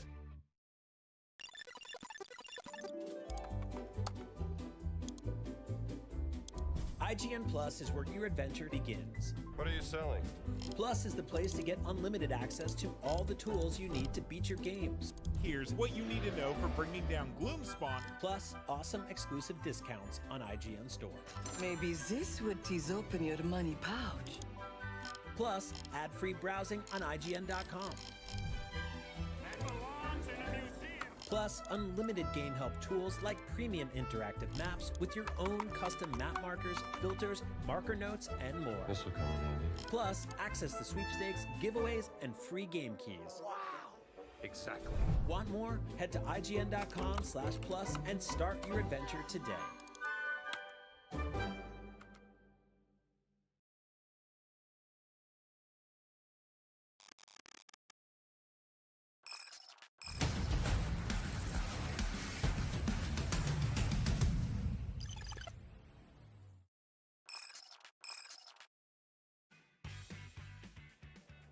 You're watching Gamescom Studio on IGN. This September, Sonic the Hedgehog is returning to the world of racing with Sonic Racing Crossworlds, and he's bringing some very cool friends with him. Here to break it down for us is Takashi Izuka-san and Yuji Yoshii-san, and the translator.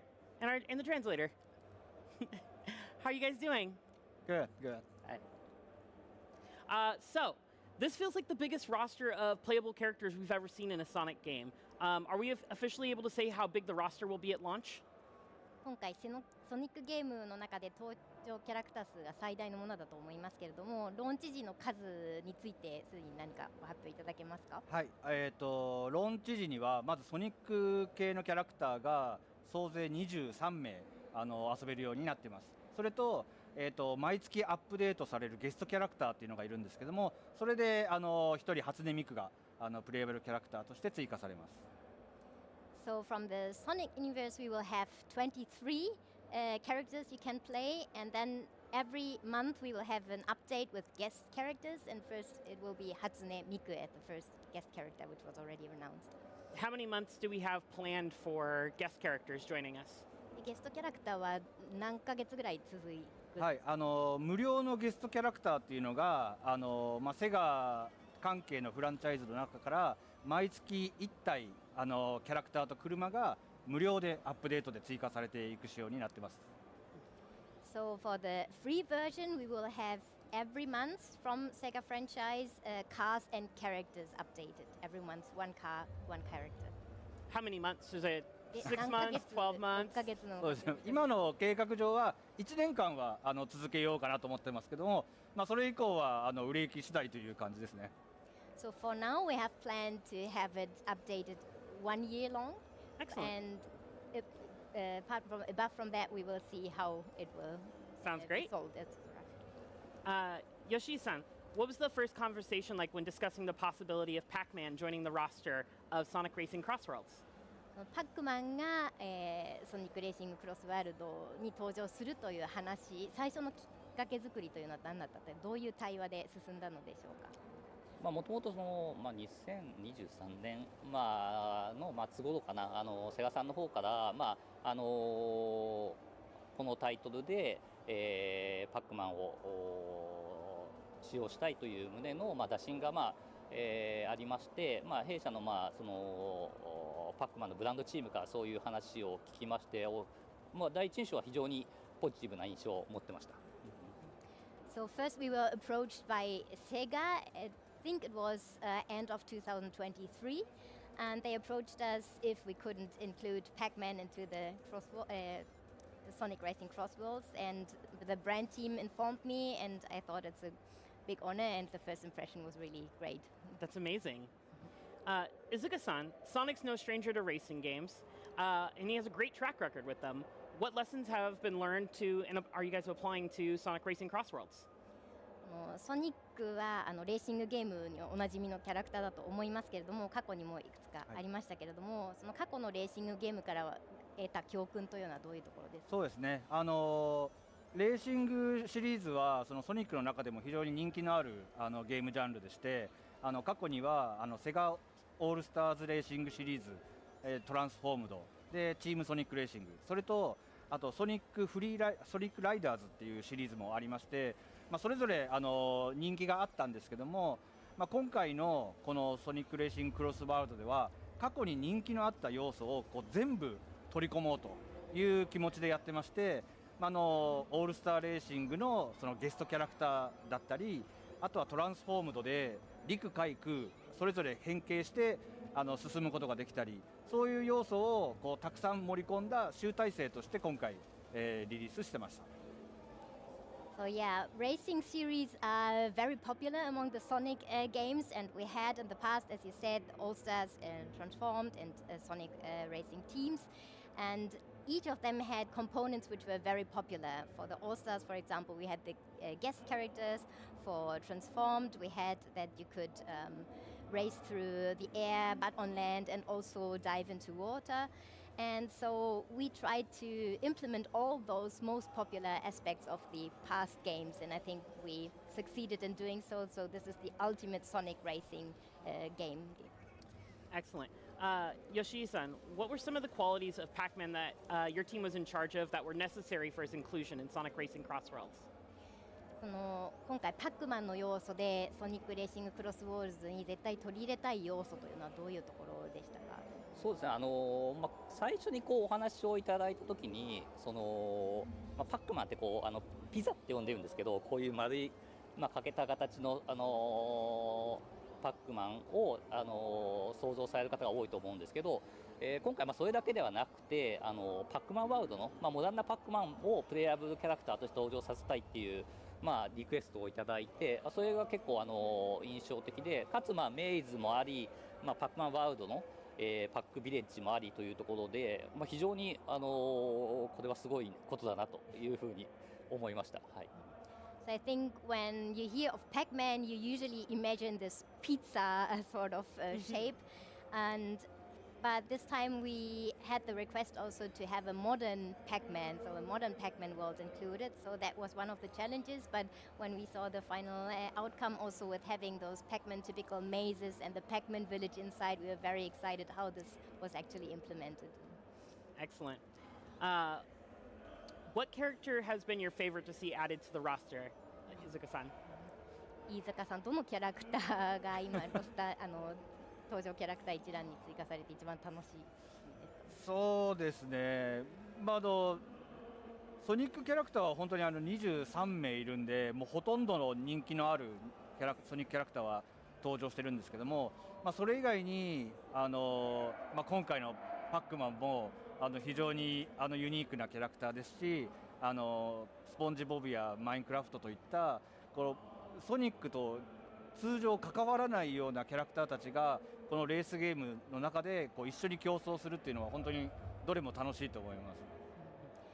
Oh, that's a tricky question. I think from the Sonic universe we have 23 characters. I think all the popular characters are already in there, and of course it's really fun to see characters like Pac-Man or from SpongeBob or Minecraft, so characters you would usually not see interacting with Sonic characters. I think it's all very fun to watch. As a follow-up, is there any characters that the fans have been asking for? フォローアップとしてファンからよく要望、リクエストが出るキャラクターってありますか？そうですね、やっぱりセガオールスターズレーシングっていうのが過去にあるので、その時にはセガのレジェンダリーキャラクターたちがいろいろ登場してきたので、今回のゲームでもこれは出ないのかあれは出ないのかっていうのはたくさん質問はいただくんですけども、これから1年にわたって続々とゲストキャラクター登場していきますので、今後の続行にご期待くださいという感じです。So in the past we had Sega All-Star Racing where all the legendary characters from the Sega universe appeared. So we get to ask a lot of questions from our fans concerning, will this character be coming? Will this character be added? But what I can say so far is that we keep on updating for the following year. So just, be sure to not miss what will come next. Excellent. Now, Sonic and excellent music go together, like Sonic and Chili Dogs. Is there, what kind of music can we expect? Are we going to see some fan favorites returning in Sonic Racing Crossworlds? あと音楽についてもお聞きしたいんですけども、チリドッグとか楽曲素晴らしいものがあると思いますけども、今後はどういう音楽が期待できますか？今回はまずレーシングゲームであるっていうことと、レーシングゲームだとやっぱりテンポよく胸が湧き立つような、そういうテンポのいい曲作りをしているのと同時に、それぞれの世界観、いろんな過去作のソニックシリーズから登場してくるステージもありますので、そういうのは過去作の音楽をさらにレース用にアレンジして、非常にレースゲームらしい、今回のパックマンのステージもそのパックマンの音楽をベースとしたレースゲームに合った曲作りを、心がけてます。Yeah, so this is first and foremost a racing game, so we always want like an up-tempo and very fun to go with and play with music. But on the other hand, there are also different world views included in the legacy games and also in collaboration games like Pac-Man. So we try to implement those and arrange them as racing games. And also this time with the collaboration with Pac-Man, we included the Pac-Man original music but arranged it to be an up-tempo racing game music suitable one. Excellent. Well, that's all the time we've got. Thank you so much for joining us.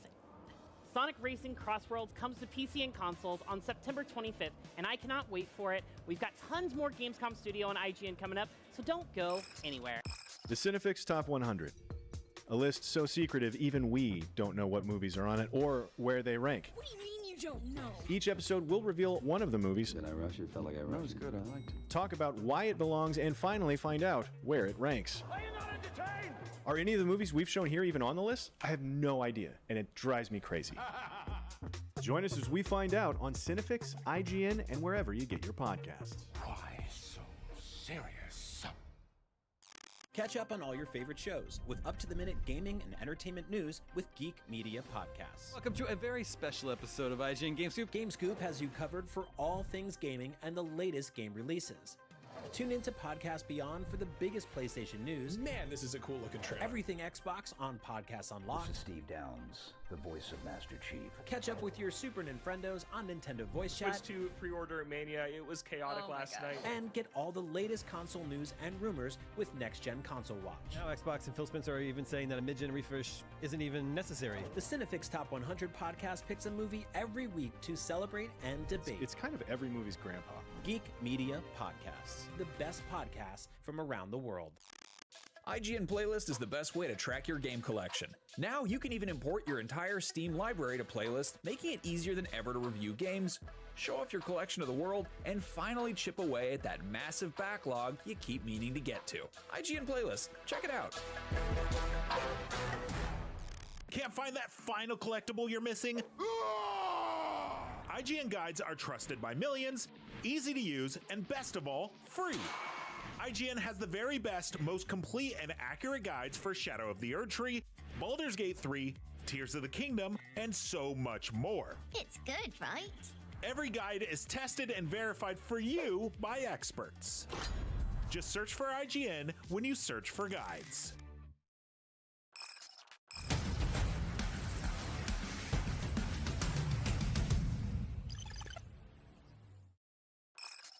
Hello again, you're watching Gamescom Studio right here on IGN. In a little bit, we're going to be checking out Zero Parades, the new RPG from the studio that brought us Disco Elysium. But right now, it is time to check out Cinder City, which is Nexon's upcoming MMO tactical shooter, formerly known as Project LOL. All this and more is coming up on Gamescom Studio right here on IGN. And if you're curious what that banging noise has been, Over there at the THQ Nordic booth, they've got people doing one of those carnival strength testers where you hit the thing with the hammer and make it go up and bang the bell. That's all in honor of Gothic Remake. So if you want to test your strength, come on down to Hall 7.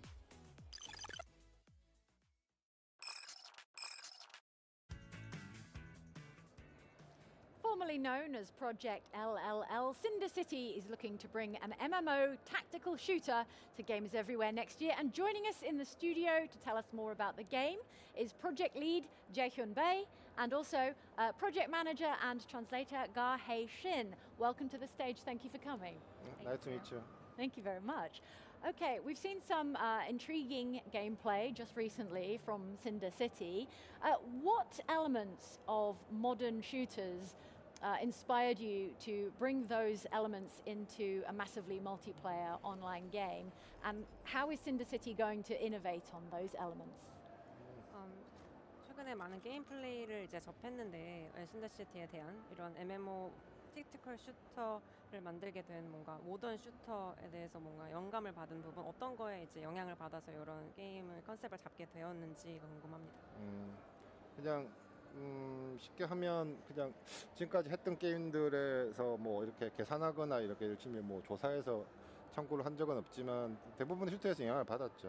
예. 그러니까 예를 들어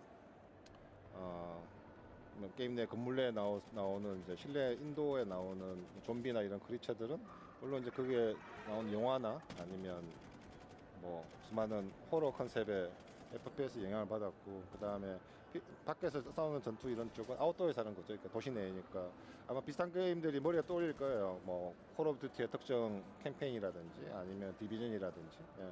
그래서 특히 기본적으로는 이제 FPS 성격이 있지만 TPS이기 때문에 그러니까 수많은 이제 TPS한테 영향을 받았습니다. 예.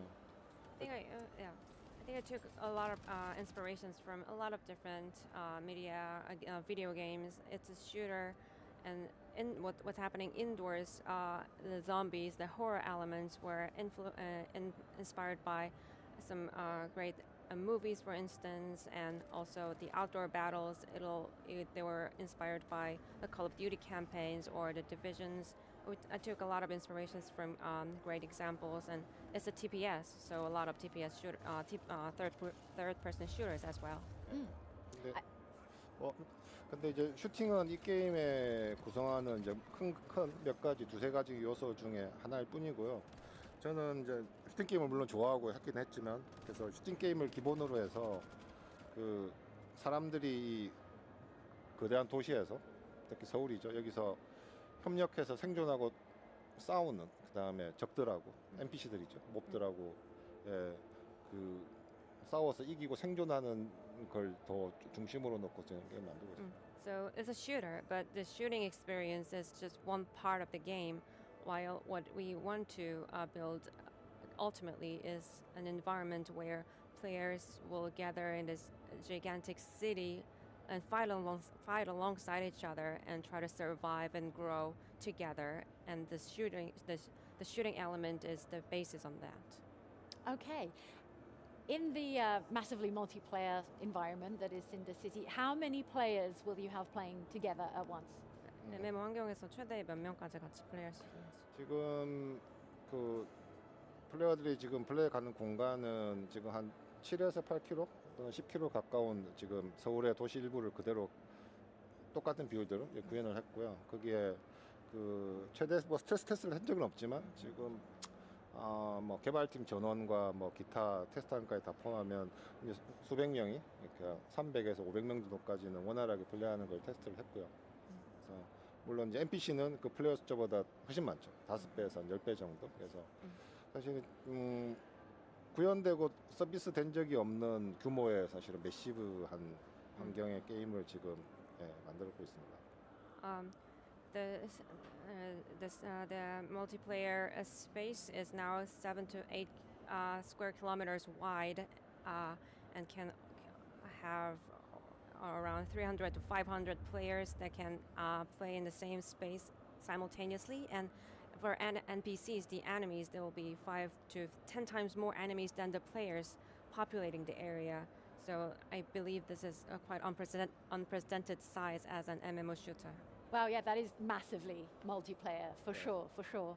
How are players going to pay to play Cinder City? Is it free to play? Is it a season pass? Is it, pay once and play the game? 이제 BM에 대해서 뭐 무료 게임인지 시즌 패스제일지 아니면 패키지로 한번 구매를 하면 플레이할 수 있는 형태일지 궁금합니다.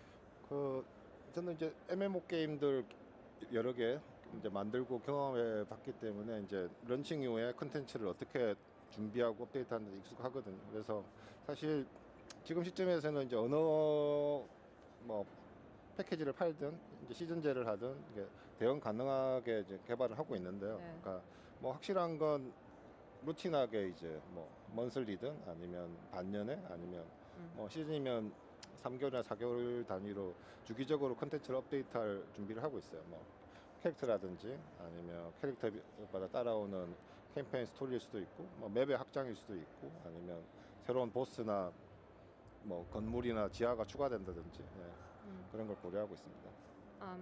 We're not exactly settled on the business model yet, whether it'll be the free to play or the package. But what's for sure is that we'll have a seasonal updates on a regular basis, monthly or either a few months of cadence.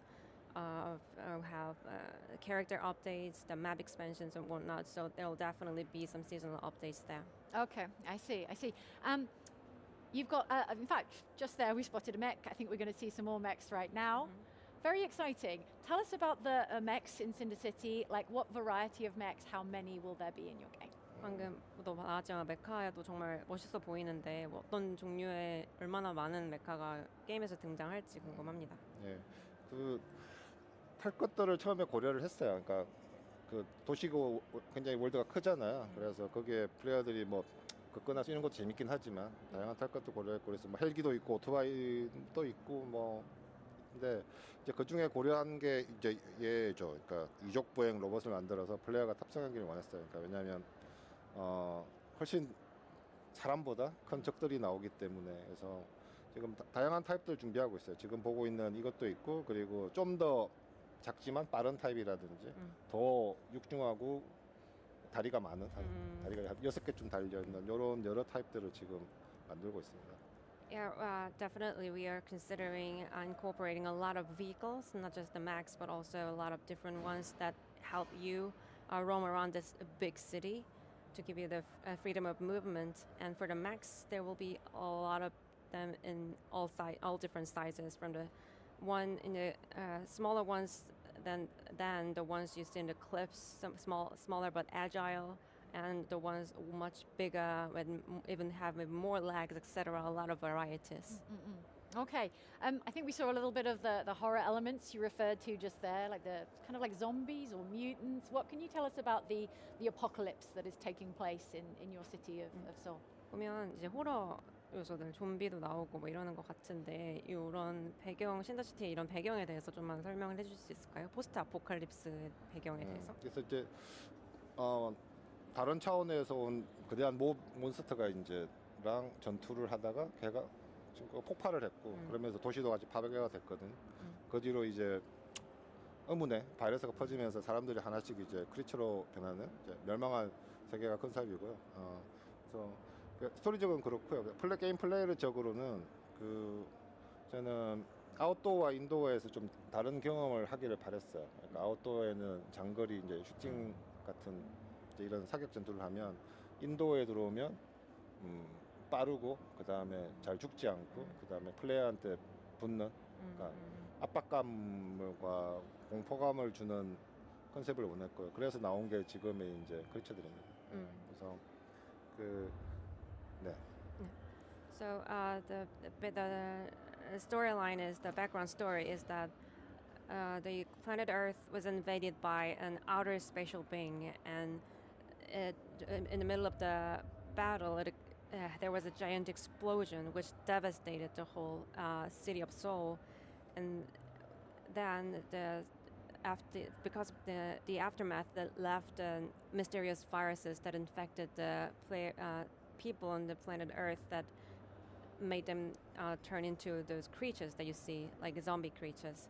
And So the reason why we incorporated such zombie elements, the creature elements, is to give the different experiences in the outdoors and indoors. So in the outdoors, you'll get rather a typical shooter experiences, long-range battles, while in the indoors, those zombies, the creatures, are more like a melee, for the melee combat.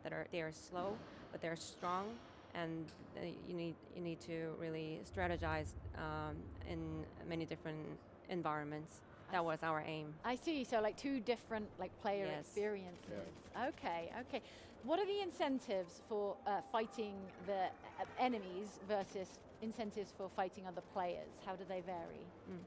이제 플레이어들과를 상대로 싸우는 것도 있을 거고 적을 상대로 싸우는 거 있을 텐데 각각 어떤 뭐랄까요 경험적인 리워드가 있을까요?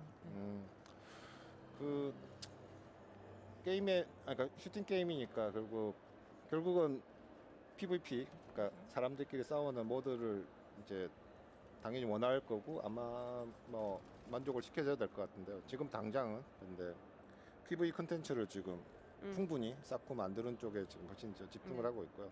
이게 어느 정도 진행이 나고 나면 이제 PVP를 좀 고려를 할 것 같습니다. Yes, our heavy focus right now in development is PvE elements. Yeah, so I guess, but as shooter fans, they'll naturally expect a shooter game to have PvP, but that's part of our plan. But right now we are focusing heavily on the PvE content. I see. Okay, so watch this space. Excellent. Thank you for your time. Thank you so much. Cinder City is making its way to consoles and PC in 2026. Right now, there's more to come from Gamescom 2025 right here on IGN. Hey you! Looking for a way to wear your fandom with pride? The IGN store is the ultimate destination for awesome merch and collectibles from the biggest games, movies, shows, and everything in between. Cruise the wasteland in style with a Vault Dweller hoodie and replica Pip-Boy. Kick back and relax to some of the best game soundtracks ever pressed on limited edition vinyl. Or level up your whole wardrobe with a massive selection of officially licensed apparel. From iconic properties like Star Wars and The Legend of Zelda to newer fan favorites like Atomfall and Expedition 33, the IGN store has you covered. You'll also find hats, jewelry, action figures, board games, model kits, art books, and even snacks. Whatever you're into, you're bound to find something. See for yourself and head to store.ign.com today. Catch up on all your favorite shows with up-to-the-minute gaming and entertainment news with Geek Media Podcasts. Welcome to a very special episode of IGN GameScoop. GameScoop has you covered for all things gaming and the latest game releases.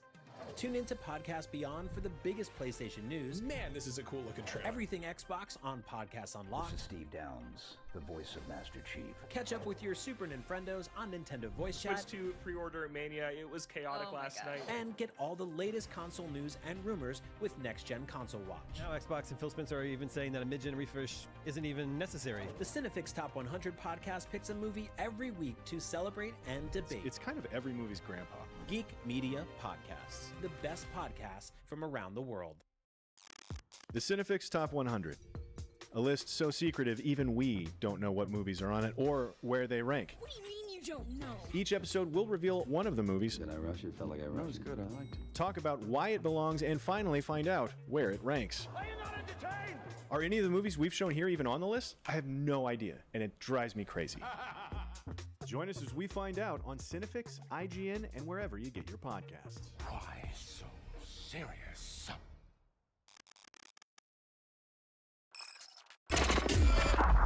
I'm here at the Borderlands 4 booth at Gamescom 2025. What is that?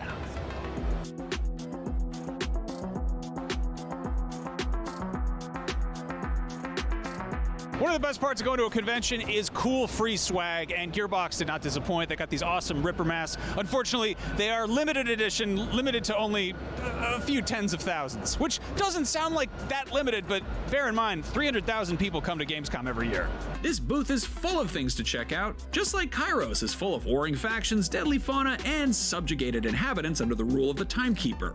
Kairos is split into 4 distinct and connected regions for you to explore. There's the rolling hills of the Fade Fields, the frigid peaks of Terminus Range, the shattered lands of Carcadia Burn, and and the Timekeeper's impenetrable fortress city, Dominion. The Timekeeper has been in charge for thousands of years, controlling the inhabitants of the world with cybernetic implants called bolts and an army of soldiers known as the Order. Timekeeper kept the planet hidden for a long time, but then, 6 years before the events of Borderlands 4, a rogue moon suddenly teleported into Kairos' orbit, shattering the planet's protective veil and sending the entire world into a state of chaos. Now, the citizens of Kairos are rising up, with some of them even ripping their bolts out of their skulls. That's where our 4 Vault Hunters come in, acting as a spark to a revolution that's about to explode. You'll meet unique factions to recruit to your cause, including new characters and fan-favorite characters like Claptrap, Moxie, and Zane. And trust me, you're gonna need all the help you can get to take down the Timekeeper. You can explore Kairos and fight for Kairos freedom when Borderlands 4 hits PC, PlayStation 5, Xbox Series X and S on September 12th, and Nintendo Switch 2 on October 3rd, 2025. Erdrick's legacy extends past the borders of Alefgard, or even Torlin for that matter, and has captivated the hearts of minds and players to this very day. Joining me to discuss the Dragon Quest 1 and 2 HD 2D remake is producer Masaki Hayasaka and translator Gavin Profley. Welcome. Thank you. Thank you. Thank you. So, one, it's not often I get to talk about Dragon Quest with people, especially people who have experience with it, so I'm very excited. いや、今日結構ワクワクしてるんですよね。なかなかドラクエ知ってる人と話す機会もなくて、ましてや実際に作ってる人たちと話できる機会が本当に光栄なことに思ってます。僕もこういうスタジオなかなか慣れてないんですごい今ドキドキして楽しいです。No, I'm having a lot of fun, but I'm a little bit nervous because I'm not quite used to these kinds of studios. That's all right. So, when preparing to remake the original Dragon Quest and Dragon Quest 2, did you go back to revisit any versions of the previous games? And if so, when playing through those games, was there something that you thought you needed to improve upon for this remake? いや、全然ご自由にください。ゆっくりしてください。ですね、今回のドラゴンクエスト1、2のリメイクをに携わるにあたって、まずリサーチとしてやっぱり今までのバージョンをいろいろプレイの振り返ったたりしたんじゃないかなと思うんですが、その中でプレイしてみてやっぱこれは変えなきゃいけないなと思ったり、これはやっぱそのままじゃないといけないなと思ったりしたところはどういうところだったんでしょうか。そうですね。やっぱ30年以上前のゲームなので、やっぱ遊び心地もそうですし、やっぱ難易度もそうですし。本当に変えなきゃいけないところやっぱたくさんあるなとは思いました。ただその中でもやっぱこのワンツーらしさみたいな守らなきゃいけないところっても当然あるので、そこの主選択っていうのを原作を遊びながらどこにしようかなみたいなのを考えてから企画に臨んだっていうのは、はい、まさにおっしゃる通りですね。That's exactly as you said. That we did play through the older versions of the games and try and work out what bits we needed to change, what bits we wanted to keep the same, and how to get that balance right while playing through them. There were obviously a number of things we did feel that we needed to change. For example, the balancing of the battles, so the difficulty level and things like that. But there was, at the same time, we also looked at it from the perspective of how do we keep the essence of these games and keep them as they should be, and what we need to protect as well as what we need to change. So we looked at it from that perspective. Well, speaking of the balance, Dragon Quest 1 notably features exclusively one-on-one battles between Erdrick and the monsters, and in some of the footage that we're seeing here, we see Erdrick taking on a number of enemies. So how are you balancing out? Is he getting any allies, temporary guests, or are abilities being adapted so that you can deal damage to numerous enemies? そうですね。バトルの調整と言いますと、まさに今画面に出てるドラゴンクエスト1なんですけれども、これはロット本人がモンスターと一人で戦ってるわけなんですよ。1対複数のバトルになるので、それを成り立たせるためにはやっぱり一人が使う時の技の効果の調整だったり、それとも臨時的にゲストキャラが仲間が入ったり出たりするような感じにしたり、どのように挑んでますでしょうか。そうですね。一番はやっぱその技の調整ですよね。今回って1の原作になかった特技の追加とかがあと新規の呪文の追加とかがあるので、それプラスその敵が複数になるというところでまずはバランスを取りつつ、あとやっぱ原作も1対1のところでやっぱ結構難しかったので、そもそもがその呪文とか特技とかなしにして、そもそもやっぱバランス調整しなきゃいけないっていうところで、割とフルスクラッチに近い形でやっていったっていうのはまずありますかね。Yeah, so we did do a number of different adjustments and adaptations to make it work better for just a single character fighting. Obviously, we added in new skills, we added in new spells that he can use, and obviously change the balance of the enemies, obviously make sure that worked better in a one versus multiple situation. But we kind of had to go back to the drawing board and start from scratch again, really balance everything out from scratch. Before we even take into account what the skills do, what the spells do, just does this work before even it was a one-on-one situation, and trying to make that one versus multiples, you kind of have to look at it from a different perspective. So we really went back to the drawing board with that. That's fascinating. And I would assume that you would also reevaluate the length of the original Dragon Quest, because Dragon Quest 1 is notably much shorter than the rest of the series. So is this version of the game longer? そうですね、作り直すにあたってやっぱりもう一つ振り返ってちょっと調整したくなったのはそのゲームボリュームのことなんじゃないかなと思います。そのドラゴンクエスト1ってその後のナンバリングタイトルと比べて明らかにこうより短いゲームではあるので、その辺もやっぱりもうちょっとボリュームを付け足そうという考えにはなってるのでしょうか。もちろんです。やっぱ今回の3を先に出てその後に1、2って出るので、やっぱ3の続編として出す以上、この3よりもボリュームが劣ってはさすがにいけないだろうというのはもちろんあるので、なんで今回1と2合わせたゲームボリュームっていうのは昨年出した3リメイクよりも増えてるので、そこはなんかご安心いただければなと思います。No, that's exactly right. We did think about that in quite deeply, because obviously we're releasing it this time 1 and 2 as a sequel to 3. So we really felt we couldn't have a smaller game, less volume of content than we had with 3 in 1 and 2, which is a big part of the reason why we decided to release 1 and 2 as a set together. So if you add together the gameplay, the playtime, the volume of content for those two games, it's actually a lot more than you got in 3. So it kind of stepped up in that way too. Wonderful to hear. Now, we've been talking a lot about Dragon Quest 1, but let's talk a little bit about 2. I noticed in some of the newer footage, we see what looks like the Princess of Canuck, who's now been added to the party. How does that affect the story? And if I may, is there a possibility that her inclusion in the party suggests the possibility of potentially reevaluating what Yuji Horii had originally planned for the alternate ending of the game? そうです。今まではどっちかというと1の話ばっかりだったので、2についてちょっと触れさせていただきたいと思いますが、2の一番大きく変わっているところとしてはやっぱりその新規の仲間キャラが増えてるんじゃないですか。そのサンマトロの娘っていうのがパーティーに新しく加わるということで、パーティー人数が3人から4人に増えたということなんですけれども、そういうことはやっぱりその堀井さんが最初に想定していた、特にこのもう一つのエンディングがあったんじゃないですか。それはもう一人のパーティーキャラ、仲間キャラが増えるということで、そのエンディングの意味合いもだいぶ変わってくるんじゃないかなと思うんですけど、それは多分この場では言っちゃいけないことではあるかもしれないんですけれども、それにとどまらず全体的にそのもう一人のキャラを増やすということはどういう意味合いを持っていたのでしょうか。そうですね。やっぱり一番はこのタイトルを出す、プロデューサー観点でこのタイトルを出す時の目玉を用意しなきゃいけないっていうのがあったので、で3の時はそれが新職業の魔物使いっていうのを用意して、で今回はやっぱそれとまた別に何か用意しなきゃいけないってなった時にこの同じロトの血筋を持ったキャラクターっていうのが実は原作の中にも存在してて、でファンからもやっぱあいつっていつか仲間になるんじゃないかっていうのが結構ずっと噂されてたキャラクターでもあったので、それを堀井さんにご提案してどうでしょうって言ったらいいねってなったので、もうそれでよし行くぞってなった感じですね。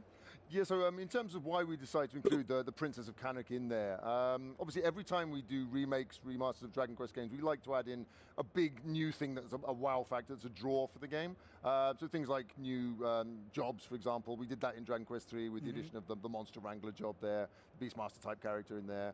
And for this game, we thought that it'd be a really good idea to add in a new allied character, a new party character. Obviously, the other party characters are all descendants of the bloodline of Erdrick. So we obviously wanted someone who fitted in with that. And there was actually a character in the original game who fitted that, which was the Princess of Canuck.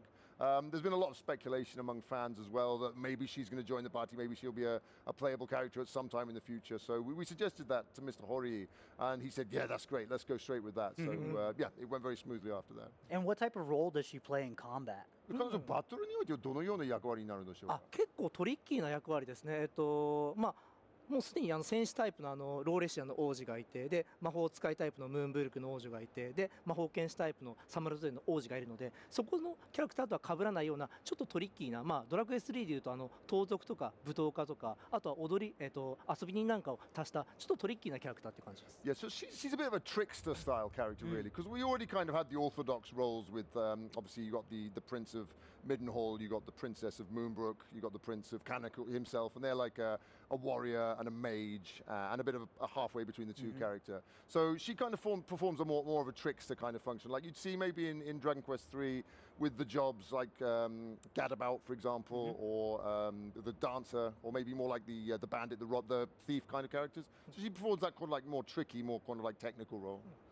Wonderful. Now, fans want to know, will Tombola be in Dragon Quest 2? ファンが一番知りたいかもしれないんですけれど、福引きがドラゴンクエスト2に登場するのでしょうか。福引きはあります。やっぱり原作にあった大事な遊び要素であるので、それを外したりしてることはないですし、ちゃんとパワーアップさせてるので、そこはもうちょっとまだ秘密なんですけど、ぜひ楽しみにしておいてください。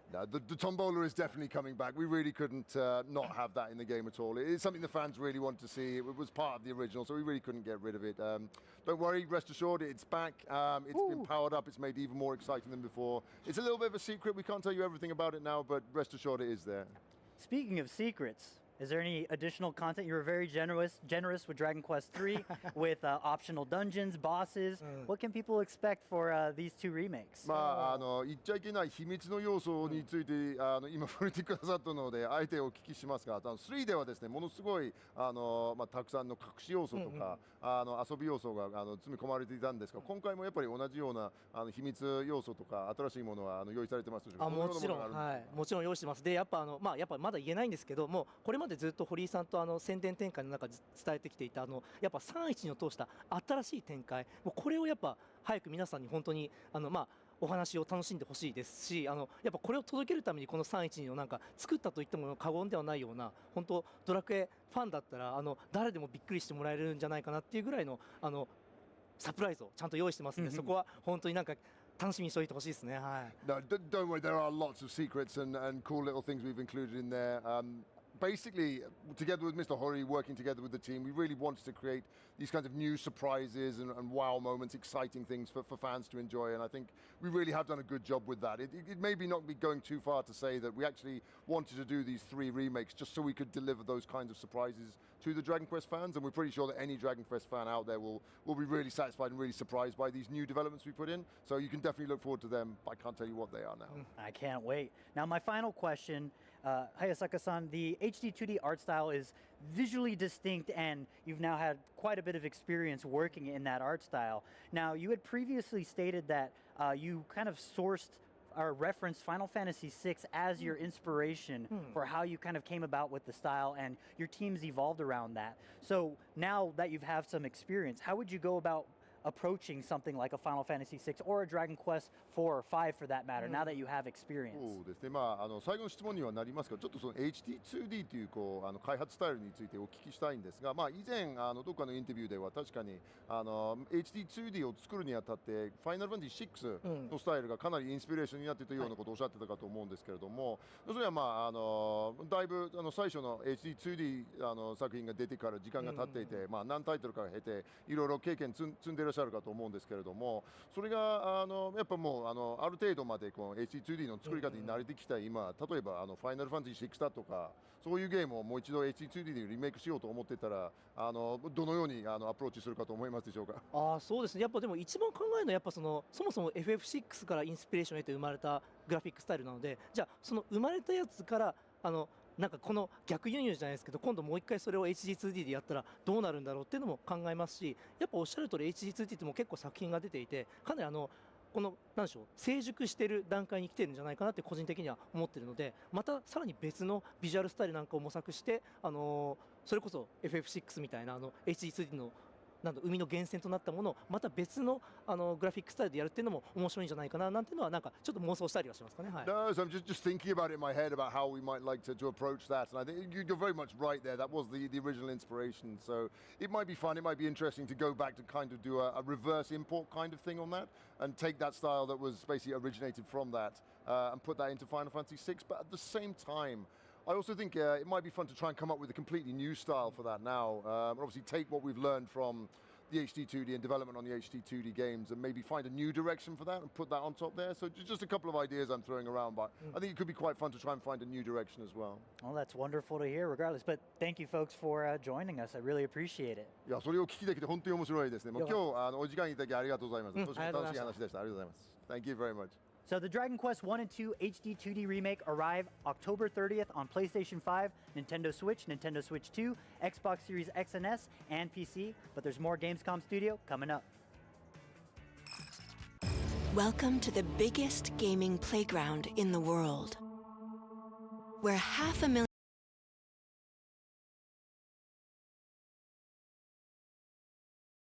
Not all that interested. Oh, hey. Intro. Of opening night live was the to the playground, Welcome to Gamescom. Fine. This is Gamescom Studio. One of the biggest surprises to come out of Opening Night Live was the official reveal of Zero Parades, formerly Project C4, which is the next game from Zaum, the studio behind Disco Elysium. Here to tell me about it, VO director and writer Jim Ashlevi. Welcome. Thanks for coming by. So, pleasure to be here. This is a game, a lot of buzz around this. I think immediately people look at it and it resembles Disco quite a bit. We got a trailer that has very stylish aesthetics and some snippets of gameplay. What about this is going to be kind of out the gate familiar? What's going to feel, what's going to sound, what's going to look like Disco, and what is immediately going to make people go, oh, this is a different project entirely? Well, I'll start from the second part of your question. I think what stands out as something completely different is the fact that it's a new universe. It's a completely new IP. It's a completely new world, a completely new cast of characters. So there are no lore-related links between the world of Elysium and the world of Zero Parade. However, what makes it feel familiar to people who were super into Disco Elysium is the fact that a lot of the core sensibilities behind the project, the sensibilities shared by members of the team largely remain the same, because a lot of the people that made Disco Elysium are now here to make Zero Parades as well. So there's still the same people with the same fascinations and obsessions, the same sources of inspiration, and that is blended together with all the new voices in the studio that come with their own perspectives and their own obsessions and desires and fears and whatever. Nice. So yeah, let's back this up. This is an espionage game. What does that mean? It's an espionage CRPG. It means that you're there on a mission and you're a spy. The protagonist is a spy called Herschel, and Herschel is a deeply flawed individual. She doesn't really know why she's back in theater, because her previous mission ended so disastrously. It ended with most of the people she cared about just dying or getting abducted, or or they just disappeared from Herschel's life because they now hate her. And now she needs to simultaneously solve this extremely complicated global political game of chess, and then also find a way back to the people that do not want to see her ever again, or can't see her ever again because they're dead, but she needs to find a way back regardless. And also, we're deeply fascinated with the espionage genre. We look toward authors like John le Carré, the author of books such as Tinker Tailor Soldier Spy and Smiley's People, but we also needed to put like a Zaum twist on the entire thing, and splice it with elements of science fiction. I'm looking towards authors like Philip K. Dick and Ursula K. Le Guin and Stanislav Lem. And this is where the bizarre and psychedelic elements of the game come into play. So it's a mix or a blend of many different things. We've also looked towards Korean cinema. We're particularly inspired by Park Chan-wook's work, director of Old Boy and Decision to Leave. So a lot of different sources of inspiration come together to form this highly uncomfortable and silly and weird espionage game. It's not a glamorous experience. I think when people think about espionage, or espionage as it's been represented in pop culture, they usually think about characters like James Bond and Jason Bourne and the Mission Impossible films. Yeah, cool spies. And we were interested in exploring the seedier and more mundane aspects of being a spy. What does it actually feel like to be in the shoes of someone who has an enormous responsibility placed on her shoulders, but also doesn't know what it is that she's expected to do in theater, and also can't go it alone because she's not an action hero. She's a normal, flawed human being with an enormous burden of guilt and remorse and pain and unresolved trauma, but then also she needs to find a way back to the people who kind of caused that and whom she kind of killed spiritually. So there, yeah. Okay, Yeah. Let's talk about how that kind of comes into play mechanically, because one of the impressive things about Disco was how it was like compelling, and there was basically no combat. You kind of just talked your way through the whole thing, and a lot of it was also just kind of in your own head. Sure. I guess, is there combat? Will there be sort of violent altercations? Is that part of the spy thing, or is this more of just kind of like a emphasis on intelligence, I guess? There will be a lot of violence, but it's mainly psychological and emotional, I would say. We're not making an action game. Again, espionage fiction, you know, does come with its own tropes and traditions, I guess. And eventually there needs to be like a high-octane motorcycle chase through the streets of a small town in Italy, or there's like an airplane chasing another airplane and things explode, and, you know, people jump out of planes and still chase each other while, you know, opening their parachutes and things like that. None of that stuff is happening in Zero Parades because we're still, you know, we're still just geeks and writers and you know, people who grew up playing tabletop games and like narrative experiences. And I would say that is the thing we do at our studio. We tell stories. So it's a deeply immersive experience where you do get to both navigate this extremely complicated web of relationships, as well as go deeper into your own psyche and deal with your own paranoia and your own inner voices that kind of, you know, might be steering you toward the right direction and might also be steering you toward certain death. Sure. Okay, so in Disco there was the Thought Cabinet, which was kind of an extension of Harry, the protagonist. But in this case, you are a protagonist who's kind of trying to be somebody else, right? Like you're kind of putting a forward-facing thing. And there's sort of a cognitive dissonance that comes with that. And you've kind of gamified that, right? Right, yeah, yeah. And we do have like an updated version of the Thought Cabinet in our game, and we call it conditioning, because since we have shifted genres a little bit, I mean, detective stories and espionage stories are kind of related, but they're not the same thing. And so when we looked towards espionage fiction and its tropes and traditions, it instantly became clear that, well, one, spies need to be conditioned in a certain way. They need to go through a certain kind of training in order to even be able to, you know, like drop their actual persona and become someone else, and then the next day again drop that persona and become another person once again. And so the conditioning system is our new game mechanic that sort of gamifies the process of either reinforcing certain aspects of your psyche or your emotional landscape, or punishing those aspects. And then, depending on the decision you make, the game kind of reacts to that, and the options that open up to you or go away depend on those moments in the conditioning. Can you give me an example? Scenes. Well, here's an example. Let's say you've decided that you're a non-smoker now. I'm not sure if you are a smoker. Just, you know, this is just a, you know, an example.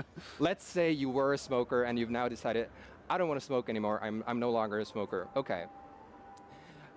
Next day, and you're a spy, by the way. Next day, you attend this fancy dinner with a lot of delegates coming together and discussing, you know, top secret stuff. And some of the key members of the delegation go out to the balcony to have a smoke. And you're like, okay, so I decided to be a non-smoker yesterday. I quit smoking yesterday, and now these delegates, the very people I need to go and talk to, are having a smoke on the balcony. I think I probably should go and have a smoke with them and have a chat and see if I can kind of siphon information out of them by just being, you know, casual and chill and social. And so what do? Do you go out there and have a smoke and, you know, have that conversation, but then betray your decision from the previous day, or do you stay inside and find another way to, you know, talk to these people? this is kind of a silly, mundane example, but what I mean by that is the point of the conditioning system is to keep asking you whether you are the person you've decided to be, or you're the person you actually are, judging by your actual actions in life and in theater as a spy. Okay. Does that make sense? I mean, kind of. Like, it's definitely like this is cerebral concepts here. Like the smoking thing that you pull up as an example, that's often the example used when people just look up what is cognitive dissonance, where it's like, it's unhealthy, but you continue to do it, and holding these two contrary opinions. Was that like the inspiration for this mechanic? Like, what's the kernel of this game? I think dissonance is the key word. Yeah, dissonance is the key word. It's all about placing moral dilemmas in front of the player's eyes and making them make a decision that then informs the kind of person or the kind of spy that you aspire to be in the game. And there's a built-in dissonance in the difference between the spy you aspire to be and the spy you actually are, judging by your actions in the game, in theater. So yeah, it's there's a lot of. We also have something called the pressures system, where your own, psyche and emotional arsenal sort of either supports you or makes things far too hard. For instance, you need to have a conversation with someone. You need to. Lie to them about something, tell them, oh, I wasn't there yesterday, I wasn't the one who took the briefcase, let's say. But then you've had a coffee beforehand because you were super tired, because you hadn't slept for 48 hours, let's say. Okay. So you needed to go and buy a coffee and drink it and, reduce the fatigue level, the fatigue pressure. So the fatigue pressure now goes down, but your anxiety goes way up. Oh my God. And then when you have that conversation with that person, trying to lie to that person and say, I wasn't the one who took the briefcase, you're going to fail. Because your anxiety's through the roof. Because your anxiety's through the roof. And your entire nervous system is kind of making it impossible for you to just have a simple conversation with someone. I love that not only is this not a power fantasy, this is like, what if awkward conversations were even more stressful and nerve-wracking? And It is an anti-power fantasy. I love it. Herschel, in many ways, is the anti-James Bond. There is no glamour in Zero Parades, and also there are zero parades. Nice. Damn. Well, there goes my pre-order. I like parades. I wanted to see some parades. Sorry. Jim, thank you so much for taking the time to chat with me about this. The trailer has a lot of like pre-alpha gameplay, little snippets, a lot of concept art, so people think it's a long way off. Do you have any kind of target release window when people can expect to actually play this? Sooner than you'd think. Okay, cool. Good to hear it. Zero Parades will be coming to PC sometime, but right now there's more Gamescom Studio coming up right here on IGN.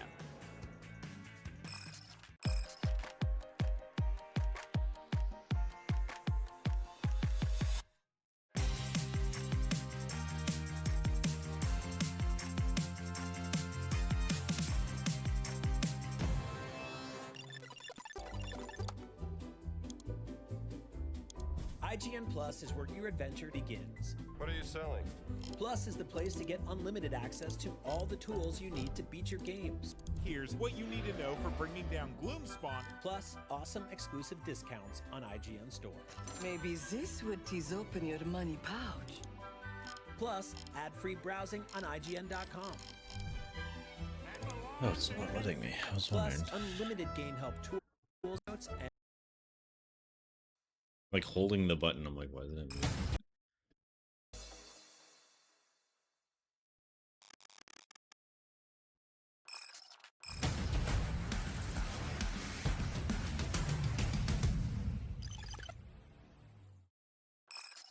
Coming up next on Gamescom Studio, we got a bunch of brand new trailers for upcoming games that look awesome. Don't believe me? Look at them yourself.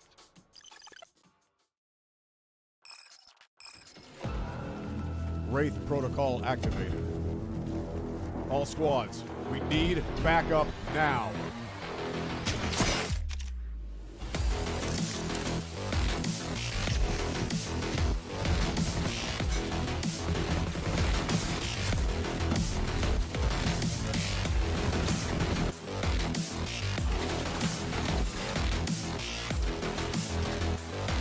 guys are I feel like fucking I've seen this one Is this before. what you get paid for?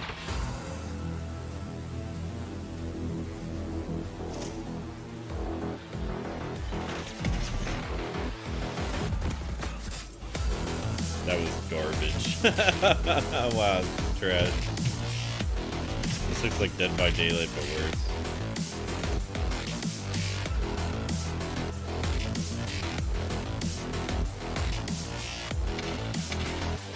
Like, if this was 360, I'd be like, oh, that's kind of good.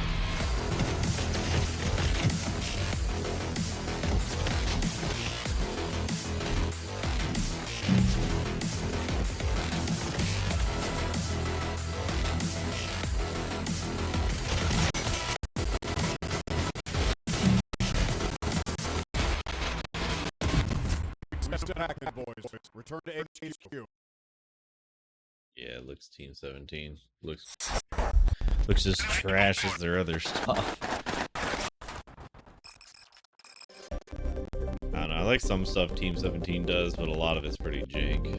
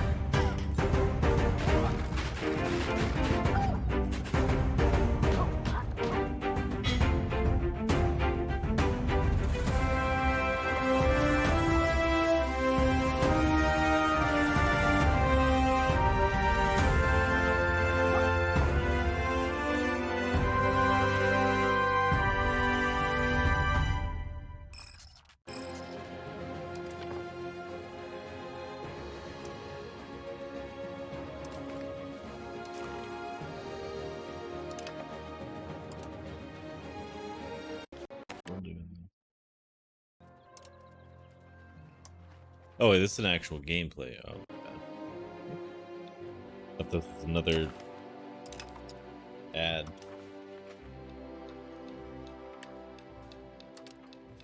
It looks very fun.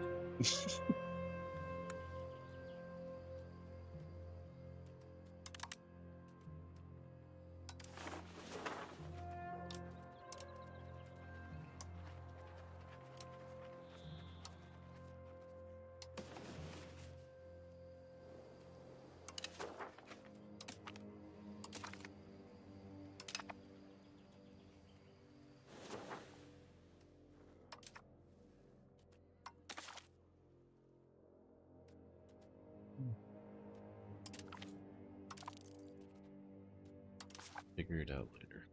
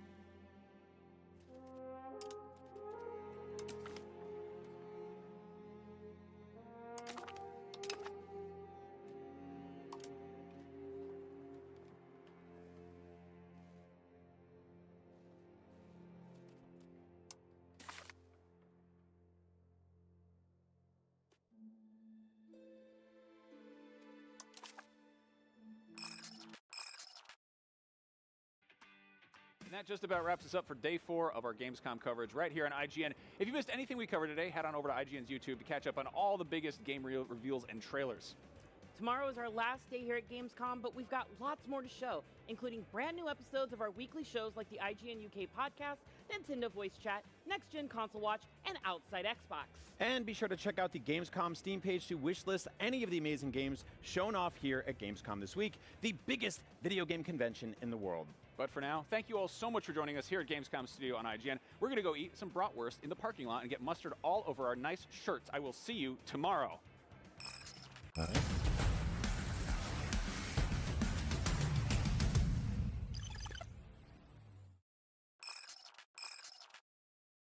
Pretty much this is going to be one of the last things I pack is my setup, so I might do one more stream today. We'll see. The average Cinefix movie list features nearly 100 different films in a Anyways, that's going to be it for me today. Maybe I'll come back, like I said. We'll see. Like I said, moving today through the next, 3 days, so I'll get things figured out, and I'll let you all know on Discord, so stay up on that.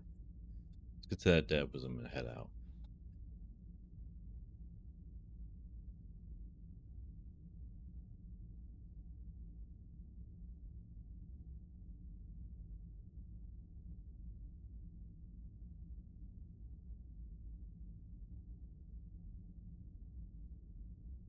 Alright, dev wasn't for today. May you have the day you always hope for. May you beat that tricky boss in the game that's been giving you trouble. And may you find the courage to talk to your crush. And for today's Uncle Shenanigans, telling someone they're so strong when they tell you about their life, it's just the polite way of saying their life fucking sucks. Have a wonderful evening. It's been Beard. Later.